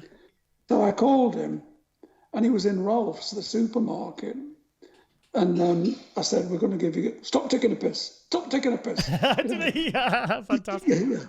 And then when he realised it was true, Oh. he chucked his basket down and he shouted, says, I've got a Weider contract. I've got a Weider contract. Oh, wow. It didn't mean anything to anybody in Ralph's. What the hell is this crazy guy talking about? He never let us down, totally professional in terms of photo shoots and doing everything. And, none of this has gone to his head. He's still the down-to-earth guy he always was. Yeah. And didn't he drive to come over to see you when you were in hospital? You were very ill. He came over To be honest, nobody knew I was ill generally. Yeah. 2013 I was diagnosed, but it was very in-house. You might have known, but you were an insider. Yeah. There was never anything public, on Facebook or internet. And then 2016, I was taken very seriously ill. In fact, I nearly popped my clogs. Yeah. Got through it, and it was actually Dan Solomon that, I don't blame him for it, he put something, pray for Peter, needs all. And then people said, why pray? Suddenly everybody knew. Flex knew. The day I came out, and he lives 2.5 hours away, he insisted he wanted to take me home. And I said, no, I can manage it. I'm all right. No, I've got to come home and take you home. So he drove all that way. Unfortunately, it was one of them situations where, although I was allowed to go that day, they were waiting for the doctor to sign it, and he'd gone out. They waited. Flex got there about midday and had to wait till 5 o'clock, and then he took me home. Took you home. And without. And it's actually a good job. You've been to the house. Mm-hmm. We've got these great big steps at the front. Yeah. And I was going up the steps, and he was holding on to me, and I nearly fell. And if he hadn't been there, I would have fallen, and it would have been pretty nasty. But it always touches me deeply, because he did a 5-hour drive just as a support, he was committed to take me home. I mean, you'll have to ask him what. Yeah. See, there you're saying about athletes who've let you down over the years, and there's someone that you reached out to when he wasn't even pro in his early days, and he's someone that never forgets. He's got a long memory. He's like an elephant. If you do something bad to him or something good to him, he won't forget, and he always stays with him. So if it's because I've spoke to like Tim Gardner about you, and we speak affectionately about you, and like Ian Harris. Like when I was in Tampa in 2017, Ian Harrison drove 2 hours to pick me up from the hotel, drove us to your house. We had pizza and wine at yours, and it's like there's a real love and affection for you, Peter. Not just for what you've done for the industry, but who you are as a person. And it's I'm glad that you're still with us. I'm glad that you've still able to you haven't lost your marbles, and you can still tell us all these stories. It's a real honor, Peter, because Kevin Levrone said, he said, Giles, he said on the show the other week, he said, Giles, I see you as like a young Peter McGough, and I was just like, I said that's a huge compliment for me to be following in your. I said I feel like I'm following in the footsteps of giants. Well, let's forget about what you've just said, but because I don't want to be self-serving. Come on, you can. I'll give you 2 minutes. I've always felt it's, like I said before, it's a duty to play it forward. Yeah. And I think I've done it with you a few times. You have. I've helped ease ways. It's never like, well, I had to do it on my own. Let them do it on their own. Yeah. No, I've always, if I can help, I'll help. Mm-hmm. You authorised my press pass for the 2002 Mr. Olympia. Right. You did. Yeah. I've done that a few times to people who. Yeah. For some reason or another, weren't going to be allowed in. I don't know why. But, And I think what happened, I've actually got it in the other room. Someone put me down as being writing for Flex magazine, and I remember you scrubbed it out. He's like, well, hang on a minute. I'll give him his press pass, but don't take the piss. He's not working for Flex magazine. Yeah. Well, you did end up writing for Flex at one time. Yeah, 2 years. Yeah. 2 years. Yeah. Very, very. 25 years. I'm still going, and it's good that you're a real inspiration, Peter. You really are for myself, and that's why I think I'd love to see you reprint or do something with the pumping press to kind of because I think bodybuilding fans, even if they're not even aware of who Lee Haney and Barry DeMay is, I think they would get something out of the writing, the report, the love that's gone into it, the passion that's gone into your writing. I think you should do something with it, Peter, and please do something like write a book. Okay, I'll get on it this afternoon. It'll be delivered to the publishers first thing in the morning. If you can have it by Monday, that'd be great. All right then, Peter. Well, I think I've taken up more than enough of your time, mate. And really appreciate you coming on. And it's we'll have to do this again soon, please. No, it's always good to talk to you. And like I say, it's great to see you doing what you're doing. You know, how you've all the things you're involved in, and still keeping there, and still keeping the excitement and the enthusiasm going. I think you can't do it unless you've got the enthusiasm. Even at my age, and I'm 70 now, I can still get buzzed about writing something, or following a story, or doing something. And I've never become blasé about it. I remember you told me once, and you said, people think I write these articles and I do them quickly. He says, I'll spend days on them. He said, I keep going back to them. I go back to them. I go back to them. He says, this isn't something that's done easily. He said, there's a lot of blood, sweat, and tears that goes into this. He said, this isn't like just reading from my head. I put a lot of effort and time into every single article I write. The love that you put into it. Yeah. Well, that's. Like I say, that's the way I am. I mean, I rewrite and rewrite and rewrite. In fact, when you're having editorial meetings and I come up with an idea and say, whatever the idea is, and somebody will say, oh, I can't wait to read that. And I said, me too. Yeah, I wanted to get the bloody thing finished. Yeah. One final question. Have you had any more crocodiles in your backyard? Yeah, we see them, all the alligators, actually. Alligators, sorry. But they're still swimming up and down. I mean, a few weeks ago, we saw two of them fighting, going at each other. But then I realised afterwards that they weren't fighting, it was the mating season, And, so you think fighting and mating are very similar things? Yeah, they were thrashing about, and then they were lying on the bank having a cigarette, so I realised it was... Yeah, I think I think you said.